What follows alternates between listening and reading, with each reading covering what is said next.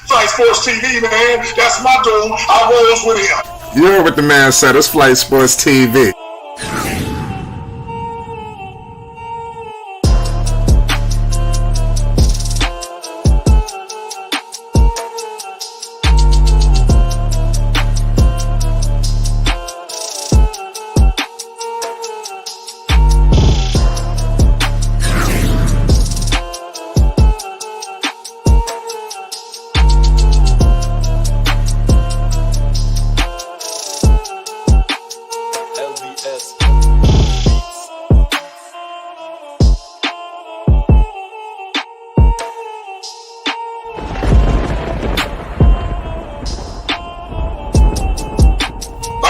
Flight Sports TV, that's where it's at. Flight Sports TV.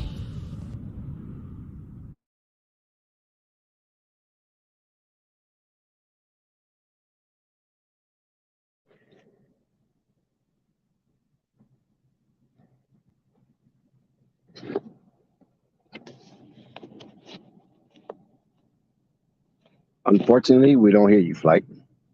Oh, shit. Oh, my bad. My shit was on mute the whole time.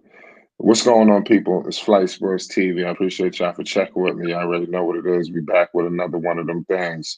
Man, oh man, oh man. We got ourselves a hell of a one tonight. We got LeBron James live, ladies and gentlemen. We got all access in the building. Dex talk to the people. We live. It's halftime. Lakers, Pels. There's a lot of things going on in the sports world. Yes, sir. Shout out to Flight Sports TV, the machine, the voice of the voiceless, the people's champ, the hottest in the streets. Shout out to the panel as it reaches premium peak.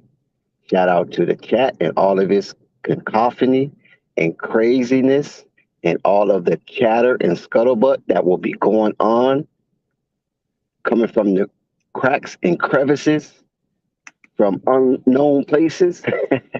Especially with all of the hoopla and kerfuffle that's going on surrounding Kyrie Irving. And shout out to everybody rocking with Flight Sports TV this evening. Yes, sir. There's no Zion Williamson for the New Orleans Pelicans tonight. One would, say that's a doozy. But, this game is, it's played pretty tough right now. 72-61. The Lakers aren't fully thoroughly pulled away with this thing just yet, but it looked like they want to. But we do know the Lakers make a lot of mistakes. What's your thoughts on that, Dax? Well, the Lakers should, win this game by 20.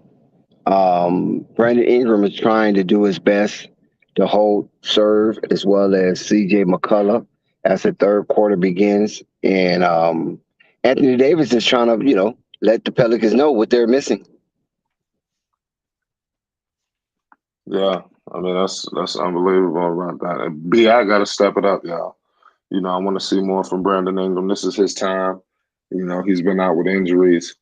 The Pelicans, sure, it hasn't been a shocking turn of events. I mean, Pelicans fans was jumping for joy, and it seems like out of nowhere it's been like radio silent. What you think about that? We about underway in the second half as well. What you think about the shocking turn of events for the New Orleans Pelicans? They were still sitting high. Well, you can tell by the attendance that nobody's coming. So nobody's coming to see the Pelicans. Nobody's coming to see the Saints. I mean, it's just kind of bad right now down in the Bayou. I mean, it's just they're just down bad as they just got the turnover. Herb Jones with his defensive play. And he takes it coast to coast and blows it. But, yeah, the Pelicans is looking pretty sad. They lost like 10 in a row, and they're one of the worst teams in the NBA right now. Right. You're right about that. I mean, they got to step it up. That's crazy. I need to look. Do you know what place they are? I got to look at the standings. Do you know they where one they game are? above the Lakers in the 10th seed. Oh, so if the Lakers win tonight, they will be tied with the Pelicans in the 10th seed. Okay, so it's real ramifications. Like I said, we was talking about the Lakers. They've really been turning it up, man. They've been catching my attention severely. We got Jaron Collins out there right now, Pelicans assistant coach. That what happened? Is Willie Green coaching or not? You might be a little ahead of me. I got 70. What I got Rui Hachimura at the line. I'm there. Same place. Right. Okay. 68-74. Pelicans went on, I think, a 6.60 run. So made it a little bit more competitive. The Lakers only up by 6. And Rui Hachimura is at the line, sitting with 5 points, shooting 2. So, yeah, Brandon Ingram was making a concerted effort to make a statement tonight. Right. Shout out Ball Facts. It says, what the F happened? Zion been hurt. Yeah, man. It's a mess. The Pelicans are supposed to be at the top of the food chain. Yeah, Ball Facts. When you look at their attendance, I mean, you see a whole lot of empty seats. If you want to go see a Pelican game, this is a great time than ever to come see the Pelicans play whoever they playing, because a lot of seats are empty and they need to fill them. Right. So I guess they're giving up. Nice play by Valanciunas. I guess the Pelican fans are giving up on the Pelicans. Sky always said, if you ain't winning New Orleans, they ain't going to watch you. So there's no loyalty. No, sure ain't. Sure ain't. The only loyal to Zion because he was producing. Well, I mean, Zion has a following. Oh, yeah, that's facts. He's box office. Yeah, he's box office. You know what I mean? He's not like the rest of these Pelicans. He came in with a following. Yeah, it's a group of no-names. Anthony Davis sitting on 20.6 rebounds. Make it 21. Indeed. I think he's the lead scorer in the game for both teams. Yeah, I like what I'm saying from Anthony Davis. I've been telling you about that. AD doing his thing. The Lakers need it though. You know, without Anthony Davis producing, they're in trouble. Oh, no doubt. Because the team is basically constructed so Anthony Davis can take it by the horns and take it to another level. Good layup by Herb Jones as he challenged Anthony Davis on that play, and he was successful. Okay, LeBron, what you gonna do? What you gonna do? Look at AD. AD just throwing up anything and they're going in. Yeah, I mean, Valanciunas look real weak on that play. Yeah. Here come Brandon. Brandon on the road to greatness. Oh, he gave it up. You got Laker fans out in the bayou, Dunks. Lakers fans global. You already know that. We internationally known. Locally recognized, internationally known. Come on, man. What about my Knicks, man? We all love AD with the hezzy. Come on, man. He gave it up. AD gave it up. New York Knicks, man. We international. LeBron with the and one. Oh, my God. LeBron is playing like 10 years ago, LeBron. We're just bullying everybody. Yeah. He's strong as hell. Herb Jones ain't ready for that. You know, it's levels to this. It's levels. Yeah, he treated Herb Jones like he's a little bitty boy. Yeah. We got LeBron James. You right about that. This bulldozer. And he caps it off with the free throw. All panties, no draws. Yeah. That's just in the big three. Lakers sitting on a comfortable lead. So damn, what was CJ McConnell doing? Y'all about to say he just hit a 3 in the corner. I don't know where you at. I thought you was ahead of me. No, I'm at LeBron just made a layup. Okay, I got LeBron. I'm at 7:35. Oh yeah, you way ahead of me. Yep, I just saw the 3. I just saw it. Oh, I got beyond just wet one in LeBron's face. LeBron got to step his defensive pressure out, man. Yeah, LeBron in defense right now, there's no symbiotic relationship. Trust me. Oh my goodness, AD just hit a 3. Cash money from AD. We got a 10-point game. The Lakers in rhythm. The bench is active. Everybody celebrating one another. I haven't seen that from the Lakers in a while. Y'all looking like a complete team playing inspired basketball. I don't know what's going on. LeBron James putting pressure on the defense. He missed that. Okay. That was a heat check from LeBron. But I still got the Pelicans making this game close. The Lakers make a lot of mistakes. We can't sit up here and act like your team. Listen. There you go. Being an apologist. But we can't act like it's locked in You the can't bag. help yourself. No. I like the Lakers. No, you don't like the Lakers, and I'm not accepting that. Oh, come on. Ooh, LeBron is trying to do too much. The Pelicans on a losing streak. They need a win. Yeah, that's facts. They might not get it tonight, though, but they need a win. It ain't happening. Yeah, AD did his thing right there. AD is balling. Too bad he won't be on the All-Star game this year. Look like the Lakers tagged for a 3-second call. Yeah. LeBron James camping out in the paint. We got my man Quiz in the building. It was a good Quiz. New York City. Hey, what's You're a shaking, Laker Flight? fan. You're a Laker fan, ain't you? Man, Flight, you coming down with old age or something, bro? Come on, you know, sometimes I forget things, man. Remind us. You know, I actually don't. Quiz is a free agent. Exactly. I'm a free agent in basketball. You know, but yeah, man, I like the Pelicans. I definitely like the Pelicans though, low key. Tonight? In general. Yeah, but it's no Zion. No Zion, but BI is back, and this is a good opportunity for him to get himself back together. The Pelicans still have talent. Yeah, BI looking good out here. Yeah, from what I've seen, he's looking all right too. Yeah, shout out ball fans. He's in Ingram 18 and 16 minutes. B.I. been doing this thing, man. So Dak seems to think that he's headed to Miami. Pardon me. What happened, Quiz? There's a couple of players I'm really checking. I like Trey Murphy. I don't know how many people are familiar with Trey Murphy, but he's got a nice smooth stroke. Pause. For all of the people who have weird thoughts in their mind. That's a heavy pause. You said that too melodically. Yeah, we've been easing on the pause button, but Yeah, no, but I know a lot of people think weird, so you know what I mean. Let me throw that pause out there for y'all people who have something. They be like, "Ooh, Queer's coming out the closet." Yo, it's crazy though. It's crazy as grown men. Like if I say, "Hey, you know what I mean? Hey, BI's going hard," I gotta say pause because right, weird, exactly, right? yeah. Nah, I mean that's what the alphabet community done did to us. You can't even talk straight nowadays. You gotta be like, let me think for somebody with the suspect mind to come out with this or whatever. Mm-hmm. But it's fun though. Yeah, you don't want no unwanted winks. It's a funny thing. We like to joke with each other. I think that's really like kind of a New York thing. You know what I mean? Oh, it gets worse. I mean, should we people call each other names? I don't implement none of that on here. Well, we bust each other.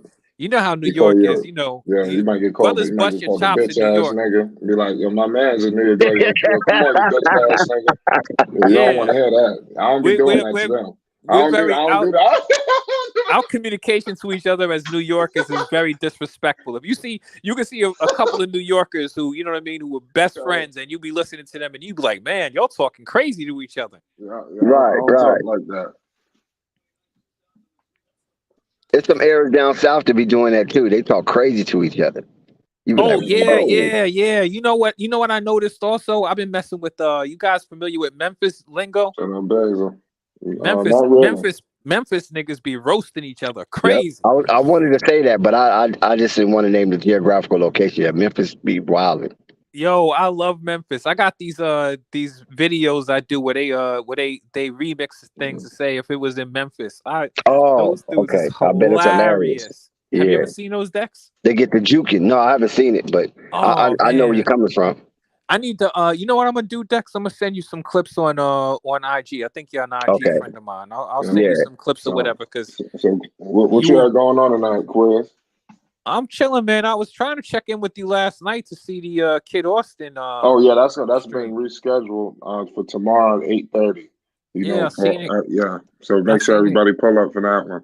I saw it kept being rescheduled, and I wanted to hop on, chop it up with the fellas or whatever. See how you guys feel about what's going on. We know Kyrie's now requested a trade. Oh yeah, we Me could and definitely Zen, talk about that. me and Zen spoke about that on Stay Lethal. We was going in and found out the information fresh off the press. It was so funny. Me and Zen were literally having a conversation where I was talking about some of the things the Nets needed to do. And in fact, it was just funny because I just told him, I said, I was wondering how long that the Nets was really going to, like, how long this thing was going to last. You know what I mean? I was looking at my wristwatch at the same time, like, you know what I mean? Like, these dudes is overdue. Like, you know what I mean? This thing been going on kind of long. You know what I mean? But sure enough, basketball gods heard me, got the information, and they dropped the B.I. gem on out here us. playing one-on-one. He ain't looking to pass it to nobody. He trying to match AD bucket for bucket. Yeah, he'll make a fool of himself. Well, we're also on LeBron watch here too. LeBron is closing in on passing the all-time scoring record. So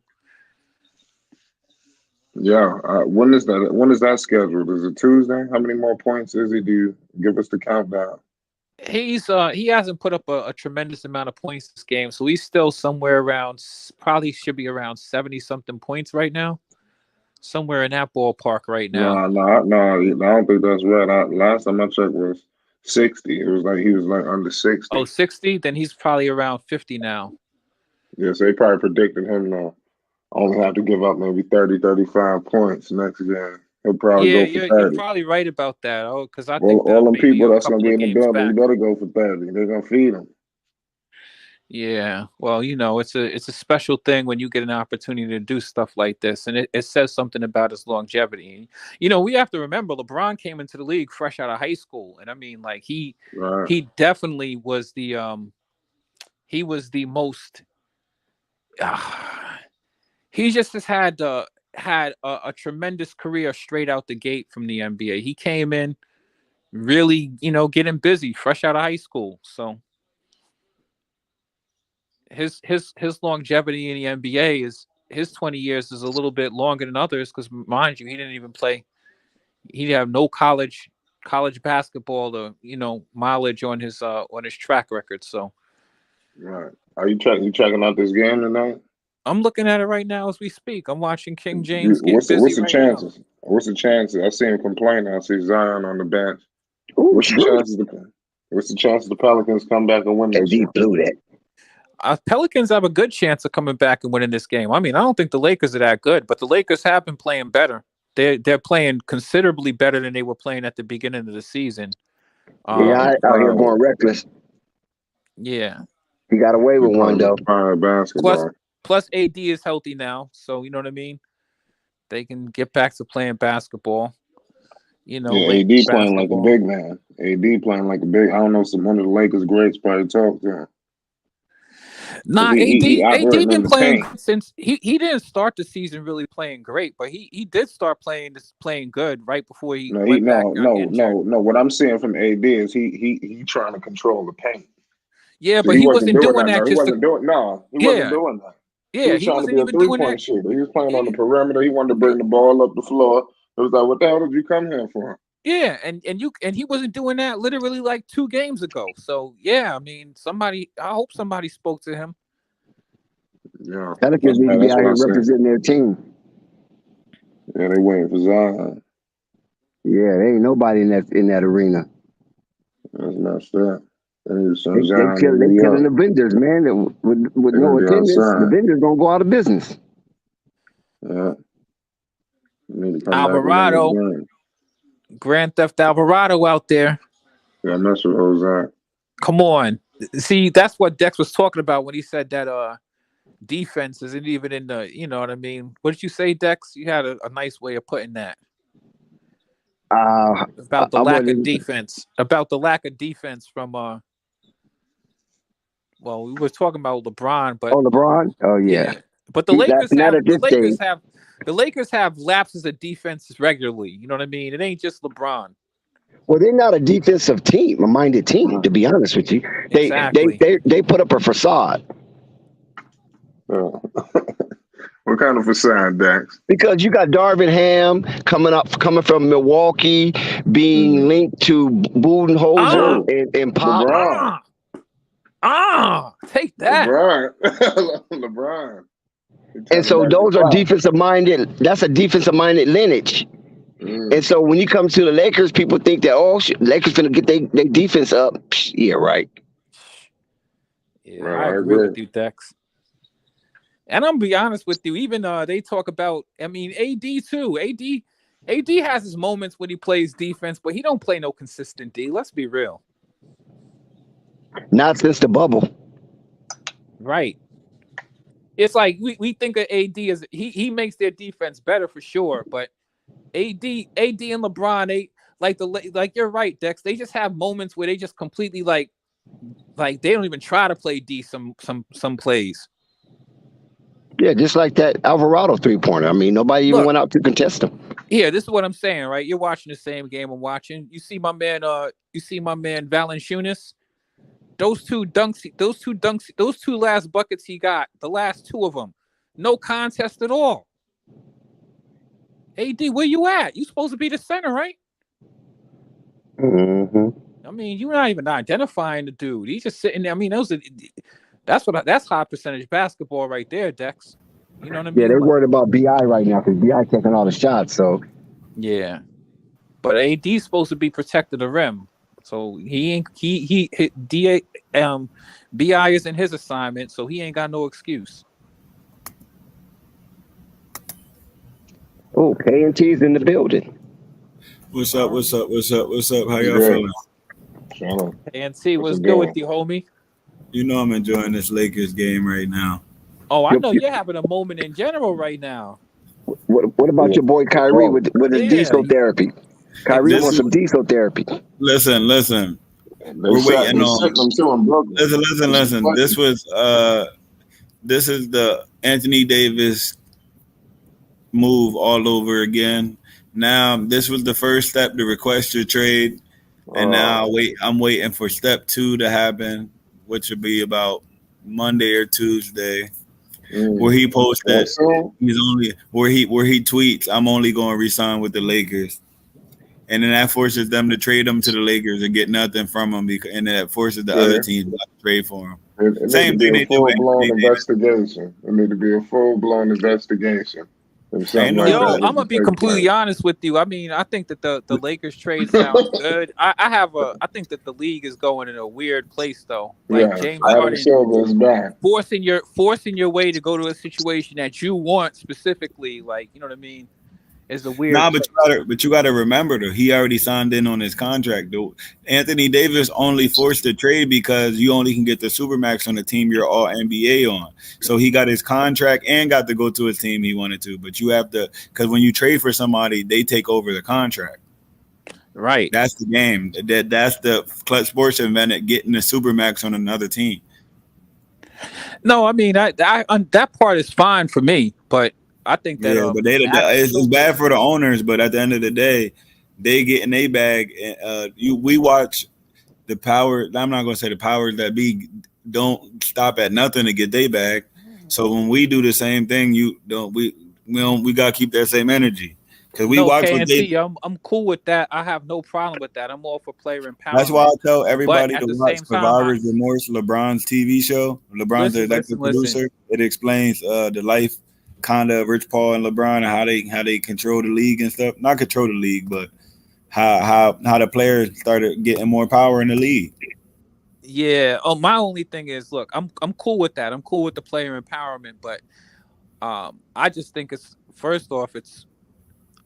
just starting to get to a weird place when I could say, hey, you know something, forget my contract. You know what I mean? Like, you have 3 days. And you better send me where I want to go. Otherwise, I'm not playing because, you know what I mean? That's just weird to me. And I think that they are going to probably need to eventually address that because, look. Well, here's the thing, though. How could they address it? That's the thing, though, because it's only going. But you got to remember, it only works is if you're a player they're going to lose without. Like, for example, if Kyrie Irving right now requested the trade and they trade him, the domino effect is Kevin Durant, and they're right back in rebuild mode. You see what I'm saying? Kevin Durant's going to request the trade. That's what I'm saying. But if they actually trade him, that's the second domino, and now you have to rebuild. Right, but if Kevin But Durant says, "All right, I'm only going to go, I'm only going to sign with the Miami Heat," for example, right? You know what I mean? Like, I understand, I'm all for player empowerment, and I definitely don't have so much love for organizations. But at the same time, I think these players are getting a little bit crazy. yeah, it I think is that they, getting crazy. I think the players should have. I mean, this is just me, and this has no credence with anything. But I think eventually the league's going to need to make it where, I mean, No, picking the but they're teams. not though, because you got to remember now they're taking over the football season. You want to know who, like for example, a playoff game is going on. Somebody requests a trade or something crazy like that. They're going to be playing that more than a football game. You see what I'm saying?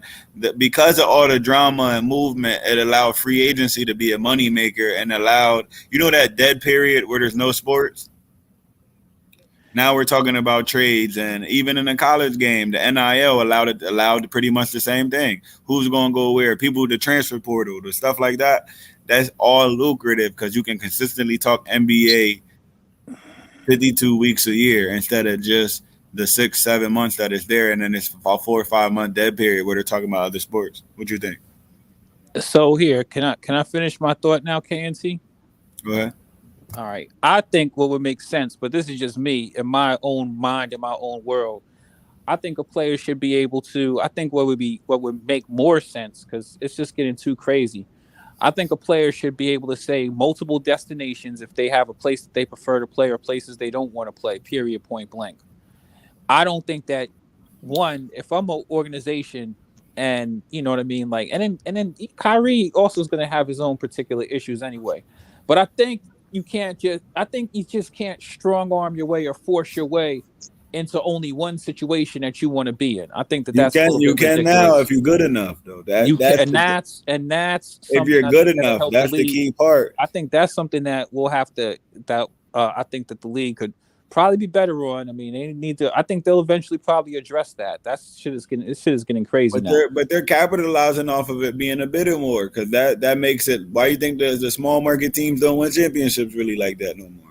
And that's the issue that I have. So I'm saying, It's a bit more now. Look, if whoever can offer the most money can build a super team. Just look at the money involved, because people getting 200. The max contract used to be like 5 years, 100 million, right? 6 years, six. You know what I'm saying? Now he's saying 4 years, 250 million with $100 million shoe deal, not including $50,000 an interview. You know what I mean?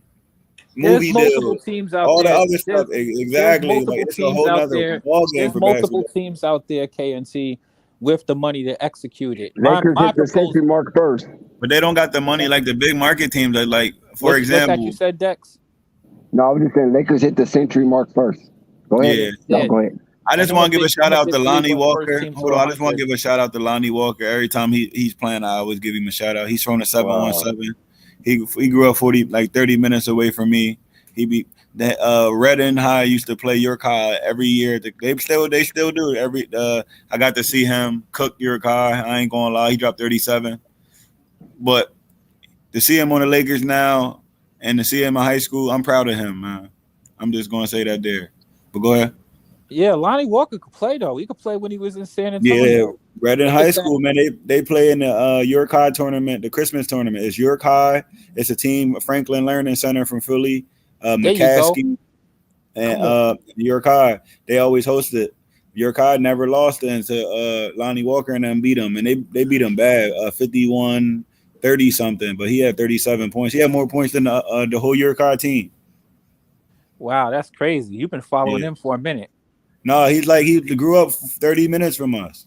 And they played. Where you at? Where you located? I'm in the 717. He from the 717 too, but where the hell is the 717, bro? Central Pennsylvania. We in PA. We in the building. Right. York, Pennsylvania. We gotta put it on the map.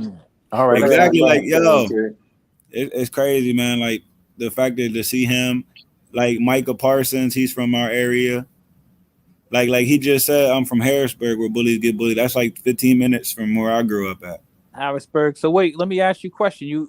So you say you're in Central Pennsylvania. Are you near Amish country? I saw it around there. Okay, so I'm gonna explain Pennsylvania for you. The reason y'all think it's Amish is because it's Y'all 60% have a lot of Amish. Amish out there. Y'all have a lot I of mean, Amish it's out there. 60% Amish, but every single city is 0% Amish. If that makes sense. Right. No, it makes sense. I understand because I know Philadelphia. is Exactly, Amish, exactly. There's right? all And these I don't think Amish that people, but you would Pittsburgh. never see them because they'll never come. They're in the farms and stuff like that. Right. But Right. we're in the Exactly. city. But people think the people from the city is Amish, and it's nothing like that. No. I don't think that. But maybe No, people but that's do what a think lot of that. people be thinking. Like, Yeah. specifically, there's a town around here called Lancaster. Oh, If nice you say deal. you're from, And a 3. if you're from Lancaster, they say you Amish from the rip. It's getting real out here at the end of the 3rd. I don't know if you guys are checking this out, but Pelicans. I'm watching my man Lakers. drop 30 points and it ain't even the fourth quarter yet. I'm loving the fact that every time they stretch AD out, stretch the center out, Richard Moore can play the rim protector. This is beauty. That used to be layups. Now we doing what we supposed to do, and neither one of the teams playing defense right now.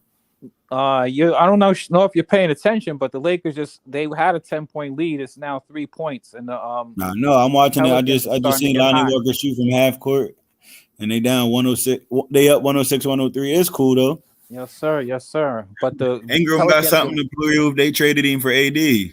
Pelicans are getting some momentum and whatnot.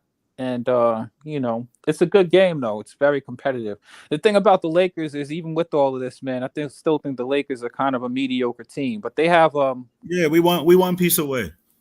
But here's the thing, though. If you're a 1 seed, would you want to play the Lakers? Of course not.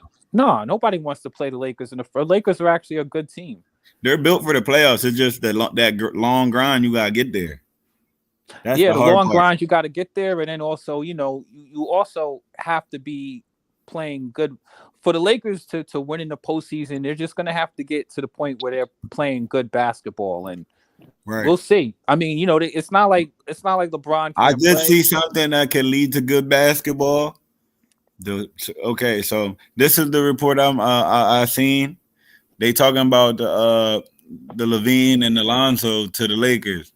Mm-hmm. Yeah, I saw that too. You seen that too? Yeah, but I don't believe Lakers perfectly. trades. I don't believe Lakers trades until they execute them. So yeah, I just know if it. I only believe it if it's a superstar. The Lakers always get who they want, if it's a superstar. I mean, I wouldn't necessarily say that, but there's a lot of false alerts with the Lakers with trades. Anytime somebody's going somewhere, the Lakers are their name always pops up. But Kyrie Irving's coming. Sure, you hit it on the money. You definitely hit it on the money. The reason I say Kyrie Irving is coming is because when that tweet drops around Monday or Tuesday, and it says I only want to go to the Lakers, you can act ignorant if you want, but if you don't do what he says, the player that you want to keep is going to. What is your you play GM? What is your thoughts in that situation? Because you're in a lose-lose situation. Listen, hold on. KNT, you're making it like it don't make a difference where Kyrie goes. KD yeah, exactly. Because the thing is, if you trade exactly, but the fact that he wants out, you're in a lose-lose situation regardless, because now you have to protect KD. And the thing is, if you don't trade, then the thing is, but what I mean by protect KD is you got a better chance at him staying if you do right by his brother. Right. I'll be honest with you. I don't think they have a good chance of that at all, because I think they're going into rebuild mode in the next 2 weeks. Hold on. If you could just let me finish, then you could follow after me. I was saying that KD already made it perfectly clear when he was talking about he wanted to trade this summer, all right, that he had an issue because he actually wants to play with Kyrie. Kyrie is not going to be there, so they already have lost all leverage completely. The Nets don't have any leverage. Yeah, I agree with that. So what is your thoughts? You're the Nets GM. What is your thoughts? What move are you going to make? Well, first off, I mean, I think you got to move him regardless. Period, because if you don't move him, you're not going to have anything. Now, I think that the Nets already in their mind, because I actually was talking about all of the situations that happened and the Nets not making a commitment to Kyrie anyway. So, I mean, I don't blame Kyrie for wanting. Yeah, but that's the thing, though, too. we gotta stop just blaming Kyrie because we gave you the Kyrie part of it. We Right. understand I'm not we're talking blaming about the reaction, but Mhm. at the end of the day, let's go to the Nets part of it. We're gonna speak on both sides of the equation and how we got to where we at, right? And that's exactly Okay, what I'm now saying. okay. I just If had you the have an stream where I all-star spoke about starter this. on your team, Mhm. Right. based off the market, 27, 5, and 5, he deserves a max deal on your team. Mhm. If This you a listen, usual okay, sentence. just off of his performance, we didn't watch Rudy Gobert average 11 points and get 211 million. Okay, so Right. Kyrie Irving deserves his Yeah, money. we got With a that being 1 said, point game in New Orleans. Go ahead. yeah. Kyrie's getting his Hold money. on, I want to get KNC. to the point issue. real quick, right? Go ahead. So back to them. It's their fault that they tried to do that stuff again where you got to tie and make him jump through hoops. Only way you getting your money is if you win a championship for us. So it's a guarantee that I'll play, but it's not a guarantee that I get my money. What you think? No, I mean I made all of those points. I don't know if you checked me and I ain't cut your joint. So we got the right mindset. Keep going. No, me and Zen already had we streamed on this on Stay Lethal, and I actually We gotta check that out. I push back. I definitely agree with you, KNC. I think that I'm not upset with Kyrie Irving, the sign he wants out. The Nets made him go through hoops. The Nets, make it like he's the problem. The Nets did not offer him the extension. KD came at them and told them that he wasn't feeling the fact that they didn't offer him an extension. They didn't offer him the extension. Now when he says, "Oh, I'm requesting a trade," then you want to come backhanded and allegedly try to. And now he says it's not about the money, and I don't blame him. It's not about the money no more. You keep exactly. every time I try to do right money. by y'all, right? I'm right with you. Every time that he try to do right by them. He's an all-star. I shout out to Kyrie Irving for completely going silent and just cooking people. Yep. He went completely silent, no drama, gave you what you wanted, and you still didn't give him his money. So it's the disrespect. Right. It's the disrespect. Exactly. And also, I think it goes, see, and this is the thing. I even said this, just to be completely fair with you. Remember when Dan Gilbert wrote that letter about LeBron James when he left Miami? No, I remember the letter, but I don't remember what it was about. I remember a letter. The letter was very disrespectful. The self-proclaimed king. Yeah, no, the letter was very disrespectful. What did he say? The letter Dan Gilbert wrote. It wasn't anything racial. But we got a tie game. Well, we got a 2-point game. The Lakers in trouble. We good. But then again, how they in trouble? How they in trouble when the Pelicans is rated higher than them? Like, stop it, man. Right. And the Lakers But let's talk. What happened to the Pelicans is a 10th seed. Lakers is a 12th seed. So how Lakers? I thought the Pelicans was a 1 seed at some point. Not no more. Not no more. The Pelicans. Barely KNC, you must have missed a lot. I missed a lot because Zion went down. I ain't gonna lie though. Yeah. I'm not a Pelicans fan. I'm a Zion energy fan. Zion make me stand up. He make me yell at the TV. He make me scream in the air. None of these other dudes give me that feel. KNC, let me catch you up. Brandon Ingram just came back a couple of games ago. He was out. Zion I seen that. I seen him. So they've been playing. They've been playing, and they started losing games. They started losing games during that period. Okay, that's fair though. If you got your 2 stars, I don't expect your role players to win you games like that. Exactly, but the Pelicans, BI is back now, so they don't have Zion, but they do have BI back, and they're getting back to playing Pelican basketball. But they went through a little bit of a slide, KNC, just to catch you up. So I no, that's fair. I think they were like an 8th seed, and now they dropped to like 10th. And plus, all that energy coming off, like it's a different feel when Zion. Oh man, that's bad. This motherfucker is on fire. The Lakers in trouble. Murphy's my man is on fire. Murphy's a sniper, bro. My man Trey Murphy is on fire right now, people. Yeah, Lakers in trouble. If you guys don't know, I told you, the Lakers make too many mistakes.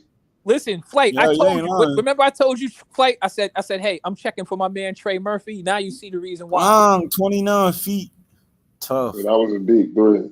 My man Trey Murphy just backed on him. That was fire.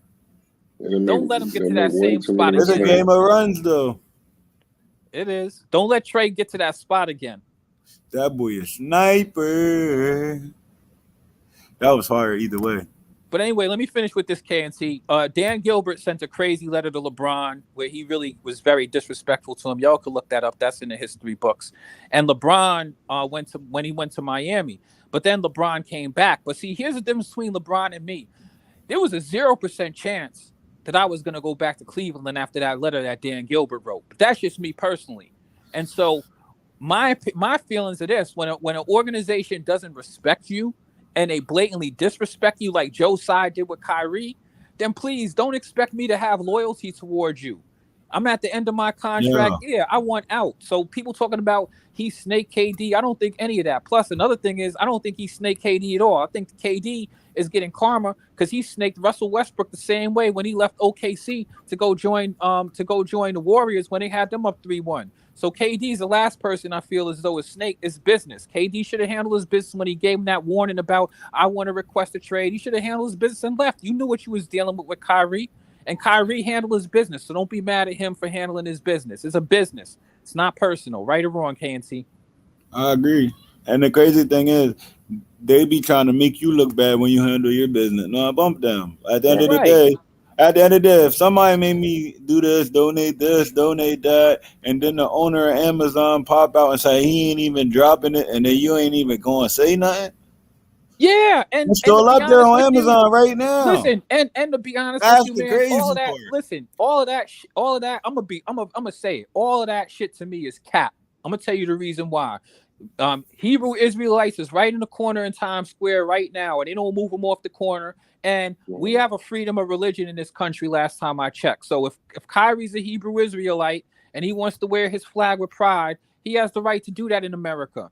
People don't like that DVD. I wasn't watching that DVD. It didn't become an issue until Joe Tsai made the bad decision. Instead of talking to him like a man about his personal issue with him over the DVD, which he could have addressed behind the scene, or spoke to him when he came to the Brooklyn Nets facility. No, you want to go and drop a tweet of your own, blowing the whole situation up. You know what I mean? And Kyrie Irving said multiple times on the record that he is in support of all marginalized people. He don't have an issue with Jewish people like they tried to pin him as. Yeah. And listen, another part of that is, remember when Adam Silver met with Kyrie, and what did Adam Silver say? He doesn't believe that Kyrie is anti-Semitic at all. And then Joe Tsai met with him, and he dropped a tweet himself talking about he met with Kyrie and his family. He didn't feel like that, and he still didn't reinstate him. He still dragged his feet on bringing him back. And you're a Kyrie fan, right, KNT? So you know I ain't telling no lies here, am I? You speaking all facts right now, right? So. Yeah, damn right. I requested a trade. 6 days. People like, why wait till now? Well, the deadline is coming up, and I want out of here. Nah, you gotta remember. You gotta you're missing one big part. Hold on. You missing you're not missing. You didn't.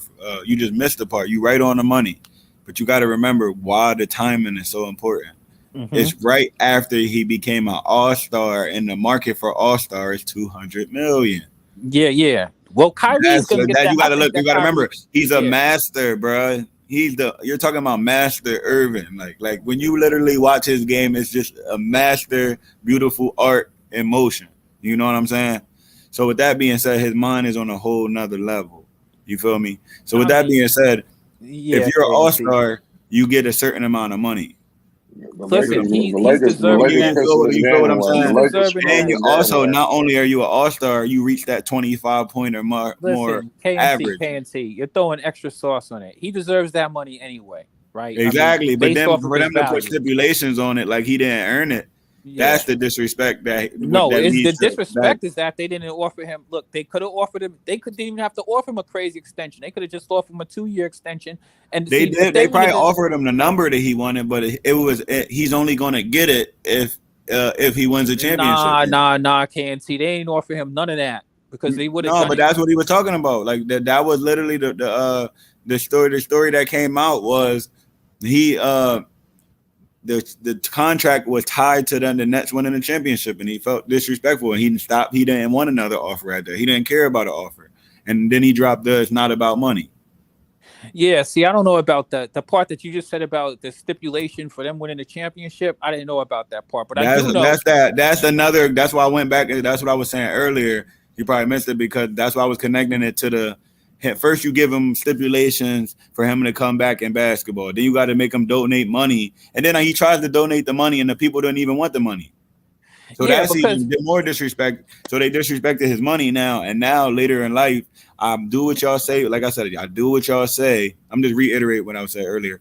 I do what I do. I be quiet. I don't got no drama. I become an all-star starter, 27 points a game. Carry your team. Carry your team when Kevin Durant's not there, and when it's time for me to get the money that for doing what you said. Now I have to win a trophy. You move the goalpost for my money again. I'm not a mouse that you can just get moving it. You know what I'm saying? No, like, I'm with you. I'm with you 1,000%. I don't do ifs. If I got a guaranteed play, I'm not doing no if with my money. That's highly disrespectful, and that's how they get you contractually. That's another thing too for people in the industry. In your music, I don't know who on here because I've read a lot of contracts for people. Like, you know what I'm saying?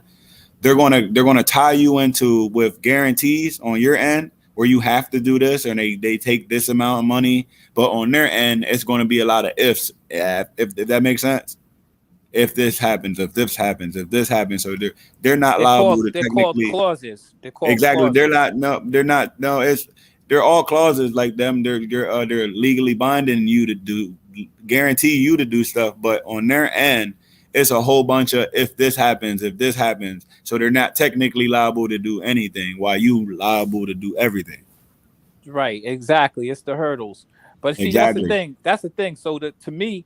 And I think that we're both in agreement on this. I feel as though the issue is I feel like Tsai showed that he's just not a good owner, period, because he's screwed up. Because if you're talking about protecting KD, then you should have had this resolved. KD already brought it up to you. Now, mind you, KD had his own set of circumstances, and at least you fulfilled one of them by getting rid of Steve Nash. But at the end of the day, like, y'all aren't handling good business. And then now you're going to look like a crazy franchise. Who's going to want to go and play in freaking in Brooklyn? My bad, now, LeBron just aside from that, I mean, I still feel as though I'm all for the player empowerment thing, but I think a player should be able to you can give a list of teams or whatever, but I don't think you should be guaranteed to go to one specific squad. I still think that's crazy. You did, but the thing is, when you disrespect people, that's what happens. What squad you guaranteed to go to? Care about like, you know what squad he's going to. I mean, he coming out to see you, Dex. The Nets still could do. The Nets still have an option. To me, this is what I personally feel. I feel as though me and my brother were having this conversation. He brought up an interesting point. He feels as though the Nets seemed like they were ready to lay their bed on the fact that, hey, maybe Kyrie's a headache, and then after this season, we'll let him walk off into the sunset. But now Kyrie went and put them on full blast. Like, yo, get me out of here now. You know what I mean? In fact, didn't Kyrie not play this game, the last game? Yeah, right? No, but yeah, soreness today. Yeah, but I mean, come on, soreness. You could say soreness. I'm with you. I don't be believing half of these stories that the players be coming up with. At this point, just keep it a buck. I don't feel like don't want to play. It's cool. Real. Like, it's cool at this point. It's not like the old days. Plus, they trying to preserve everybody. About Kyrie here. It's not like Kyrie doesn't pick and choose when he feels like playing. You know what I mean? Like, he's done. The NBA don't like when there be a whole bunch of playoffs with a whole bunch of teams that don't got their stars. Mm-hmm. NBA hates that, and we've been seeing that a lot. And that's how the Bucks got their championship. Mm-hmm. I've been saying that, and I've been saying that for years. Like, just like the Heat, they got to the championship, they missed their opportunity. They'll never go to the finals again, the championship again. Because everybody was hurt. That's how I go right now. It's who's healthy right now. So now they're trying to. That happens. Every year there's anytime you're playing a active sport, man, there's a risk of teams have played without being 100%. I just listen. Yeah, I agree with them. But now they're allowing it more. I don't know if you guys listen. Charles Barkley just went on the All the Smoke podcast, and he talked about the entire Suns run to them making the finals. And they had to start the first round without Kevin Johnson, and they even think that they was going to be able to win. You know what I mean? But sometimes that happens. You know what I mean? Like, you got to be real. sometimes you gotta figure out how to do things until either dudes get. I mean, remember, Giannis he hyperextended his knee. They had to play without him a few games too. Like, team injuries is part of the game, and they ain't never gonna stop. You just gotta, that's why it's a team sport. You gotta have dudes who willing to step up and ready to step up, and that's it. And I got something for you too. Mm-hmm. You know why another thing too, they looking bad on. They requested a trade. They said they gave the earlier this season, it went downhill because the good teams know how to lose, but by winning, if that makes sense. Can too. They just said stop blaming the injuries. What you think about that? No, we're not blaming the injuries, but we're just saying like that was their window because of the injury. They wouldn't have beat certain teams. I agree with Basil. I agree with Basil. I'm not blaming. Hey, each his own. We don't gotta agree, but that's a lot of teams make it to the finals because of injuries. It's just how it goes. That make it to the finals despite injury. I just got. But you know how you can tell that team. You know how you can tell that team. They never go there again. Well, I'm gonna tell you right now. I already called the Heat. I'm gonna tell you right now. You didn't talk about it. I said the Bucks took their window because they're not going to go again. I mean, you say that. The Lakers took their championship. The Lakers took their window. The Lakers took their window in that pandemic. Toronto took their window. Bubble. They were off. I agree with that. We took our window in the bubble because that's when you gotta take the opportunity. Because now it was like the opposite. Hold on real quick. It's the opposite because usually the players are hurt. Now all our players are healthy and didn't get a chance to get hurt. So now we good. Listen, at the end of the day, you have one opportunity to go out there and win. The Nets could have won. The Nets could have beat the Bucks. KD didn't play good in that overtime. That would have helped them. But it is what it is. You lost. Yeah, the Bucks went on and won. The Bucks took their opportunity. Not throwing asterisks. But I know we're not taking no credit away from the championship. We just saying now last year, remember that they had to play all year with Chris Middleton only just now getting back on the court. You ain't play with him for like a year now. So you know what I mean? Like, hey, the basketball gods, they're funny, they're fickle. Sometimes things go your way, sometimes they don't. Same thing happened with the Warriors. Remember when they lost Clay and KD? You know what I mean? Like sometimes that shit happens. It is what it is.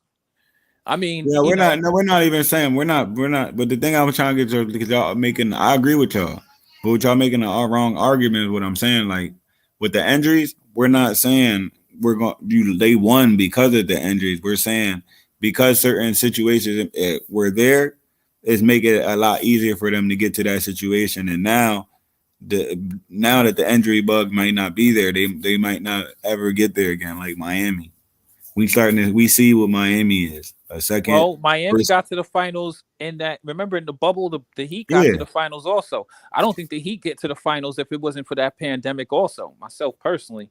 That's what I said. I said a lot of these teams. I don't think that Heat team would have made it to the finals if it wasn't for the 2 to 3 month layoff of basketball.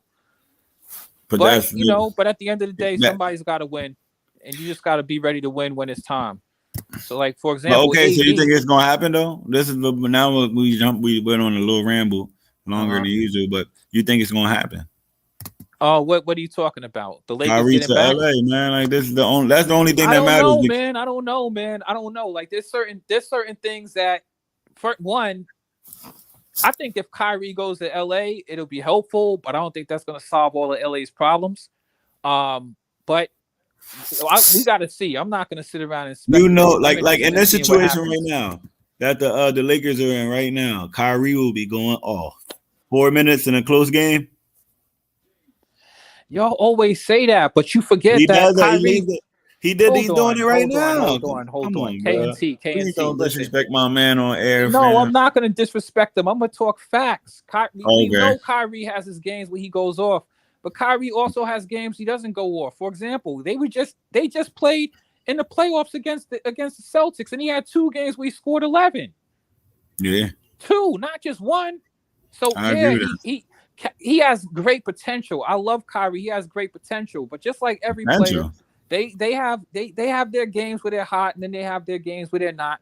The Lakers defense is it's not good. Like, they don't play championship level defense in LA. And aside from that, LA don't really have good outside shooting. I like a lot of players on the Lakers. You know what I mean? I think Kyrie will definitely help him because he could definitely shoot I'm better than still a trying lot to of these figure out who dudes on the got good Lakers. defense. If Lakers defense so bad, who got good defense, really?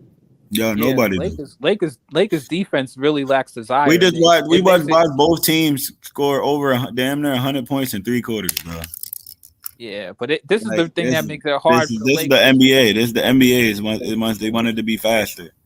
Well, this is one of the things that makes it hard for the Lakers to convince me that they're really ready to win a championship where they are, is because they struggle in close games because their defense is porous, and they have Anthony Davis, who is a question mark. He's always a question mark because he just is pretty injury prone, and he don't be having major injuries. He just be down for extended periods regularly. You know what I mean? Yeah, right. It's like always something, and like I was playing. You want to hear something funny, right? I was playing with him on my career. I'm on the Lakers. This dude got a rebound and got injured, and he was out for like 3 weeks on the game. That's AD. That's I'm like, yo, he just got the rebound. Nobody touched him, and he just fell on the ground and started holding his leg. So what? This game is out of pocket. I mean, know the thing I like about AD though now, like I don't know if you guys noticed this, but last season, Dex, because Dex is a Lakers fan, right? AD was a dude that you'll notice like every play he be grimacing and looking like he's injured. Since he's come back from that initial injury that he had this year, I don't see him doing that much. So I think that maybe there's an improvement there. Maybe somehow or other he got toughened up, or maybe he's taking vibranium before the game starts. Yo, all I know is LeBron James, whether he the greatest player ever, he the most long. He got the greatest longevity, the longest prime in NBA history by far. Right. Plus, remember that. I'm watching this dude right here in the 20th season. Yeah. The best player on the floor, clearly. Let's keep it a buck here. He literally dominates every game. He can drop 40 every game, but he knows that's not going to get him a championship. The fact that he can drop 40. Listen, hold on, KNT. Even when he does that, they lose. So that's the thing about him. His buckets is like him dropping 40 isn't a guaranteed W for them anymore. You're right, because everybody's dropping 130, 140 now. 40 points ain't really not bad. That is because LeBron still isn't a tremendous closer at the end of basketball games. I just watched him the other game, right? Had a brilliant game, but coming down the stretch. Why are you falling in love with the three? Like, it's nice when it's dropping, but I just watched you miss 3 threes in a row, man. Like, and you don't play D. You know what I mean? Like, you can't consistently play D. It's not your fault. But him dropping 40, it doesn't make a difference who he's playing. It's just not a guaranteed dub for them anymore because it's just like it's not no knock on him. I mean, he could put up great numbers, but it's just like we gotta focus on what the Lakers need to do to get to the like they need to be able to win basketball games. They just struggle with winning. That's where Kyrie Irving come in at in the fourth quarter. LeBron, you can sit down at that point. Well, that ain't I'm keeping gonna play. I think they'll play together. But we watched them drop 21 in the fourth quarter. LeBron does a lot, but what I'm saying, KNT, is that look, you could put Jesus come back resurrected in the flesh, man. Lakers don't play good defense. You got a 121, 125 game. New Orleans is up. Yep. That we stated that. How your Lakers gonna come back and win this game? I don't think we gonna win this game. They acting like they don't want it right now. They lackadaisical in the clutch. If there ain't no urgency with 2 minutes left, I can't help you. The players are still playing, jogging around. I didn't even realize it was only 2 minutes left. The way they were just calmly playing. I mean, the Lakers are playing good, but listen, here's the thing, right? It comes to, they are playing good offensively, but what I'm trying to say is, which I've been saying consistently, and I'll keep on saying it, the Lakers are not a good. Listen, the Pelicans want it. They're hungrier. The Lakers can't. The Lakers really can't get. It's a struggle for Lakers to get stops against anybody they play against. They could be playing against the Houston Rockets. That's what we need right there. We working. We get. No, I can't even say we getting better. This is terrible. For both teams though. That I think, but like I said, this is the NBA right now. Nobody playing no D, like none. Like it's ridiculous. Like We've had so many debates about this KNT. I get tired. It's like and I that get kind tired of of saying the like same thing. and this type of stuff diminishes the scoring record, like because it's gonna be Oh my easily goodness, broken. Pat Beverly. Pat Beverly been coming up big for y'all at the end of these basketball. You get games, another like one? in LA. Yeah. Let's go. That boy. Why are we trusting Pat Beverly in the That's cut? that you know you're gonna lose. That's the thing. It's fool's Now, what gold. kind of stuff is that? It's fool's gold. That Pat was some Beverly. lucky. When Let Pat, me see. it was lucky. Hold on, I'm right here. I'm like 5-10 seconds behind you. Yo, that I'm was waiting some on it lucky now. I want to shit. see the blast. Give it good extra pass though. No cap. Man, the Lakers, man, they need this. Yo, that was crazy. That Look was at that luck. Man, bullshit flick shot. Yeah. Give me that. Yo, I'm still bugging off when he caught that putback. That's the thing about Pat that I don't like, man. He sometimes just does some crazy shit, and when it hits, it's fool's gold. Because Pat, Yo, he's one of them dudes who he has 100%. just too much confidence. Sometimes he has just too much confidence. Shout out Rap God. He said Pat Bev constantly gets cooked. Constantly. Facts. But the fact is, they're paying him to be a defensive lock, but they drop 100 in the third. Look at that nasty shot from LeBron. Come on, LeBron. I don't like him falling in love with that three at the end of basketball games. Why did AD shoot a three in the clutch? He's not a good 3-point shooter. No, but he had a game winner in before. No, LeBron does. Just, even AD. no. The broken clock is right twice a day. Just not a good Ingram shot, hit the dagger on us. It looked like that mid range killed us. It's not over. This is the problem. Going to the hole. All right, come on. Last play. KNT, you're a little bit behind us. See, that's the one. That's what LeBron need to be doing. You're a little bit behind us, so you'll see LeBron makes a little drop to the hole, KNT. But that's more what you need to be doing instead of that nasty three you be relying on. That three that they did was so lame. He almost got the N1. LeBron hit freight train mode. He should have got the N1.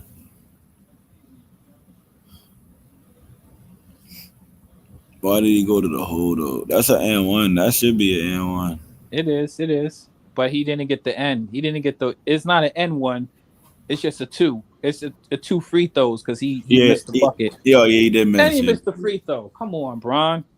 Come on, bro. Y'all down by 6, man. You can't. This is terrible, bro. We got to play better, do better. It's a wrap. It's done.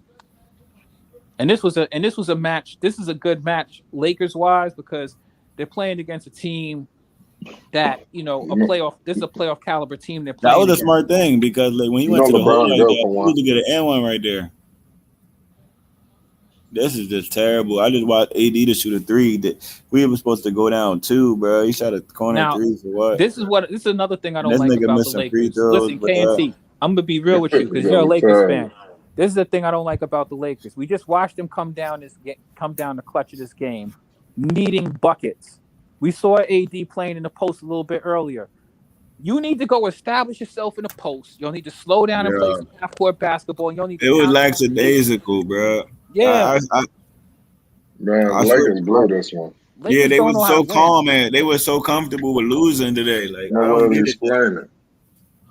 They don't know how to win, man. I don't know. They didn't like. It's not even about they don't know how to win. Like they didn't like. They don't got that dog in them. That's like, you know what I mean. The Pelicans too. They both was lackadaisical. I can't even say the Pelicans played good. It's just the Pelicans were a little bit better. Both teams played terrible tonight.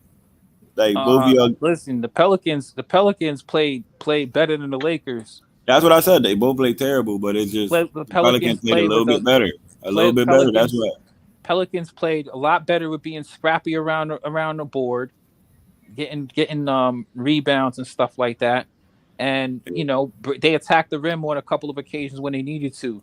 The Lakers at the end of the game, they did not look like a team. They don't look like a team that's ready to beat a team in the series. They need a closer. Well, where's AD? They got AD and LeBron. They're not closers, man. They don't got. There's only certain all dudes built right. like that. Oh, all And right. this is the mark. This is the argument that Kobe fans been telling y'all about LeBron James. It's a difference playing against Kobe and playing against LeBron. You see what I'm saying? When you playing and Kyrie Irving got that same mentality. Right now, none of these dudes wouldn't have been making no shots. We knew one person would have in this situation right here. He would drop 21 in the fourth if he has to. And we didn't see it in Game 7 with 40 points in the game winner. So are you in the saying finals. that LeBron needs The only game Kyrie to be his savior? Are you saying that the only reason LeBron got that ring to be the closer, the same thing he was in the Cavs. But people didn't give Kyrie. Finally, they didn't give Kyrie his respect for his role. In the fourth quarter, LeBron can literally give the ball to Reed and move out the way. That was like the one game Durant had 5 points because Kyrie had 50. He said, "What is the point of me being out there?" He's I 17. hear you theoretically, but Kyrie's not the only person that's going to be on the court. There's 5 people on the basketball court. In the club, but he's there for these type of situations. Hold on. They got AD to be their centerpiece, and between AD not wanting to get down in the post and LeBron with the high basketball IQ, not saying, "Hey, let me slow it up and actually get the ball to the post," and without them being able to defend, I don't see what's really going to change with them. Yeah, well, the scoring barrage. This is the scorers league now. It's not made for play defense, so whoever can score the most. It's pretty much going to be like the Warriors again. We've seen all of that and stuff you like ain't that. But you ain't never see Kyrie, LeBron, and AD before. You ain't never see that before. Man, you on your video game stuff, KNC. That's what it's about to look like. That's what it's about to look like when you see 3 players drop 30 in the same game. And chat, when you listen back on the stream, remember that when you listen to KNC. Yeah, I know what LeBron to do with Kyrie Irving. I know. I just don't. You're listening to a Lakers fan and a Kyrie fanatic. So you know what I mean. For him, we did not. I'm just a person that's going. for him. I'm not a Kyrie fanatic, but at the end of the day, yeah, you are. You're talking about a dude who deserved this praise. You're not like you say you're a fanatic when you riding somebody who you vouching for who ain't really like that. Let me ask you a question. What has Kyrie done outside of playing next to LeBron in the NBA? There we go. You know what he did. Oh, that's why LeBron want to bring you back. Exactly. There we go. Because you know the nigga. We just watch. Come on, bro. We not going. Kyrie. Man, come on with those. Kyrie said himself. Kyrie Irving tonight. Kyrie said himself out of his own mouth when he played with KD. This is the first time I'm looking down the bench and I see somebody who can hit the shot. But now all of a sudden he's gawking off LeBron because he wants to go back. No, he learned. Sometimes you're in a situation that you don't even realize it is what it is like. You know what I mean? Pelicans smash. That's how it goes. You don't miss it till you go, and that's how I usually go, bro. But at the end of the day, like it's like okay, I'm gonna give you an example because I be teaching my son this too, right? Like when he plays, listening. You ever heard that song by Janet Jackson? Don't know what you got till it's gone. Exactly, I just said that too. Like that's exactly where I was going. But like in basketball terms, when you're playing with a like championship type team, like playing with LeBron, who making sure excellence is done and everybody playing right, you be like, okay, I want to match out. I want my own team. But then when you go to your own team, it don't got that same structure, and then you're like, damn, like they don't got JR. I'm gonna tell you what they not gonna have if they bring Kyrie over there. They don't got J.R. Smith. They better go find him. LeBron will bring JR back at any time and he'll win the race. They got to get somebody for the cheap. You got to get the Clarks, and there's people out there. There's people out there that'll do it. Do the job. They got to go out there, and but they ain't been able to do that in the last 2-3 years. What happened to these? No, it's gonna happen. Like that. It's about to happen right now. Listen, if y'all get Kyrie, y'all gonna have people flocking for the cheap. I'm telling you. So, yeah, somebody like Mike Miller in Miami. If Kyrie come, it's gonna hit like. Goodness. If Kyrie come, it's over for the league. This is the Warriors all over again. Smile I have on my face right now listening to you guys. You heard me? If we get Kyrie, I consider this a bought championship. At this Remember, point. y'all have Malik Monk. What happened to him? Y'all ain't keep him around. Come on, bro. Come on. Don't ever compare him to Kyrie, bro. Oh, I'm not talking about Kyrie. I'm talking about y'all. Even if y'all get so, listen.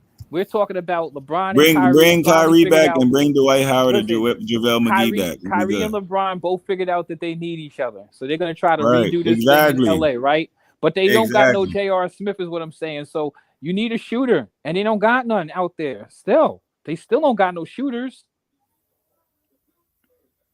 They the shooters. That's what. Did you see the Cavs games? You telling me that you're going to trust LeBron shooting? No, we talking. Listen, we about to trust both of them. We trust them when Kyrie Irving and LeBron on the same team. That's all you need. You see what they did to win that game 7? They both dropped 40.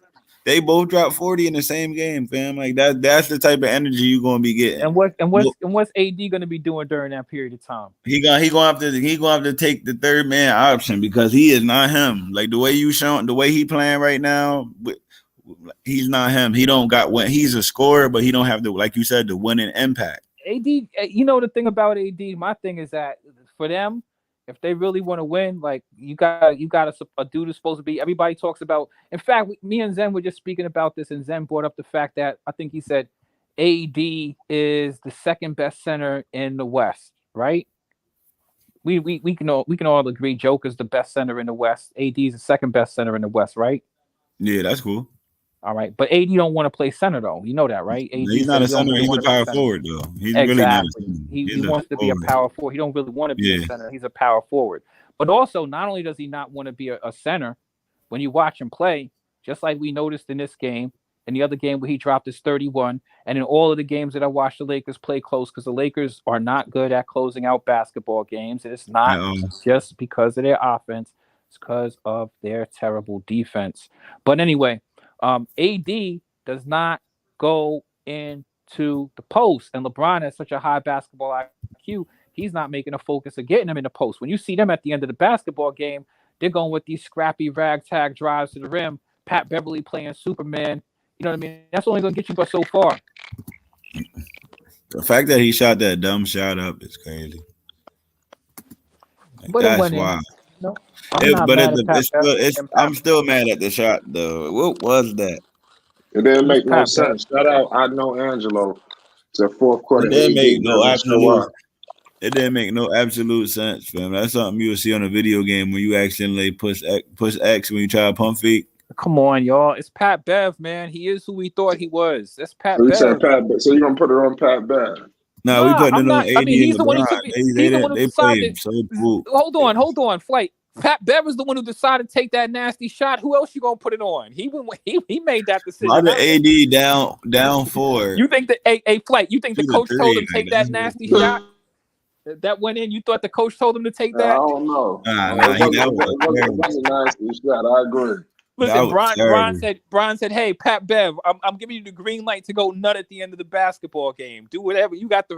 They depending on Pat Bev to close games. This is like the third game in a row. Like, come on, bro. Exactly. Come on, bro. But you know what it is about Pat Bev, though? But I'm just saying. That. But Pat Bev has the thing about it is they got a couple of dudes who got heart. It's just that they don't got they just look like they're unorganized. That's all I'm saying. Yeah, the baby fast assassin on. The way they be closing out games is Russell Westbrook taking dives to the rim, and Pat Bev taking dives to the rim, and LeBron not slowing things up and running the organized play, him taking dives to the rim. AD, he's shooting threes instead of being in like that's how they close out basketball games. Am I capping or is this real? You guys watch the same games I watch, right? I just watch everything you say play out in real time. Exactly. Like over and over again, we've seen this. They don't play good they don't play any structured basketball at the end of basketball. That's why Kyrie Irving's perfect. You don't need a structure for him. I agree with that, KNT. I agree with that. Yeah, he'll come right in and he'll come right in and carry from the door. Like he can start. Like he's one of them dudes. Like no matter what job he at, he can just start today and be the best worker. That's like one of the best workers there. We're about to see it. I still don't think the Lakers. Yeah, he put him in a position right there because at the end of the day, he's an unrestricted free agent at the end of the season. That sucks.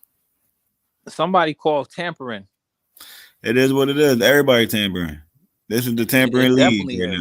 It's the tampering league at this point. But why they stop Chris Paul from going to the Lakers and playing with Kobe then? Nah, That because would have been bomb squad. I'm not. nah, but I'm gonna Why the keep league it. stop that? Why the league intervene with that? And then dudes could blatantly over the air go to They ain't do each nothing other's. to that to They Kevin could go to Durant each and other's weddings and Steph stuff like Curry. that, and coordinate. They could coordinate and recruit people at weddings, like the Golden State Warriors did with KD and all kind of shit like that. But then Exactly. when Chris Paul wants to go there and they legitimately got a No, deal, this is how I go, right? Tampering is like steroids in baseball. Like, you know what I'm saying? Not steroids in but a lot of people doing it, but if you get caught, you're the only person doing it. You see what I'm saying? Yeah. So with tampering, it's all good behind the scenes, but if you do it publicly, then it's a problem.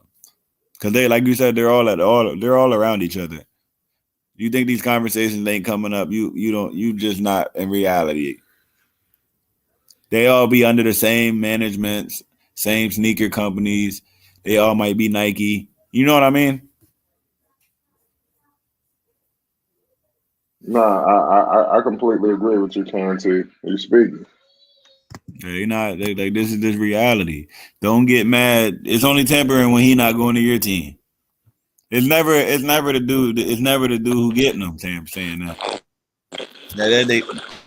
They just mad. For to be honest, as soon as he requested that trade, I knew where he was going. They did too much. That was that you just can't keep trying to buck break a person who's built like that. He don't care. You're not going to make him do what you want him to do and do. He's just not that person. If you want, you could have tried that with so many other superstars and they would have just got in line. But a person who knows himself going to do what they do regardless, and it's going to make you mad. I always tell people that don't try to stop me from doing me because all you're going to do is make yourself mad because it's going to keep happening. So You feel let what I'm me saying? ask you a question. Do you guys feel as though Kyrie is done with? I mean, Kyrie, if you look at his career, he's had a lot of He's had a lot of He's been a very distracting kind of dude for whatever reason. Do you think that he's done with his distractions just because we go somewhere new? You think that, or you think that we're only months away I from think the if next? a championship, I think if a true championship is on the line, I don't think so. So in other words, as long as he's What you on, as think? long as he's on a super team that he's happy with, or he's in a situation where he's playing next to LeBron and he'll shut up and play basketball. LeBron put you in a structure where you either play basketball or get traded. And he like when he traded Dwayne Wade, I knew he was about business. Halfway Right. through the season. Scott trolling. You know, he won tonight. Get Sky up on here, man. Let's hear him talk about his Pelicans. Pop your collar, Scott. Wasn't they on a losing streak? They was. I think they were on a losing streak. They lost a lot. They slipped and lost a lot of games, but yeah, the Pelicans definitely lost their sizzle. I watched them lose some of them games. They look like they was a shell of themselves without Zion. But BI's back and he's got a couple of games under him. He looked good in this game, don't you think? Yeah. How'd you feel about BI's performance, Flight? I like Brandon Ingram. I thought his performance was good. He helped seal the win. The win was tough.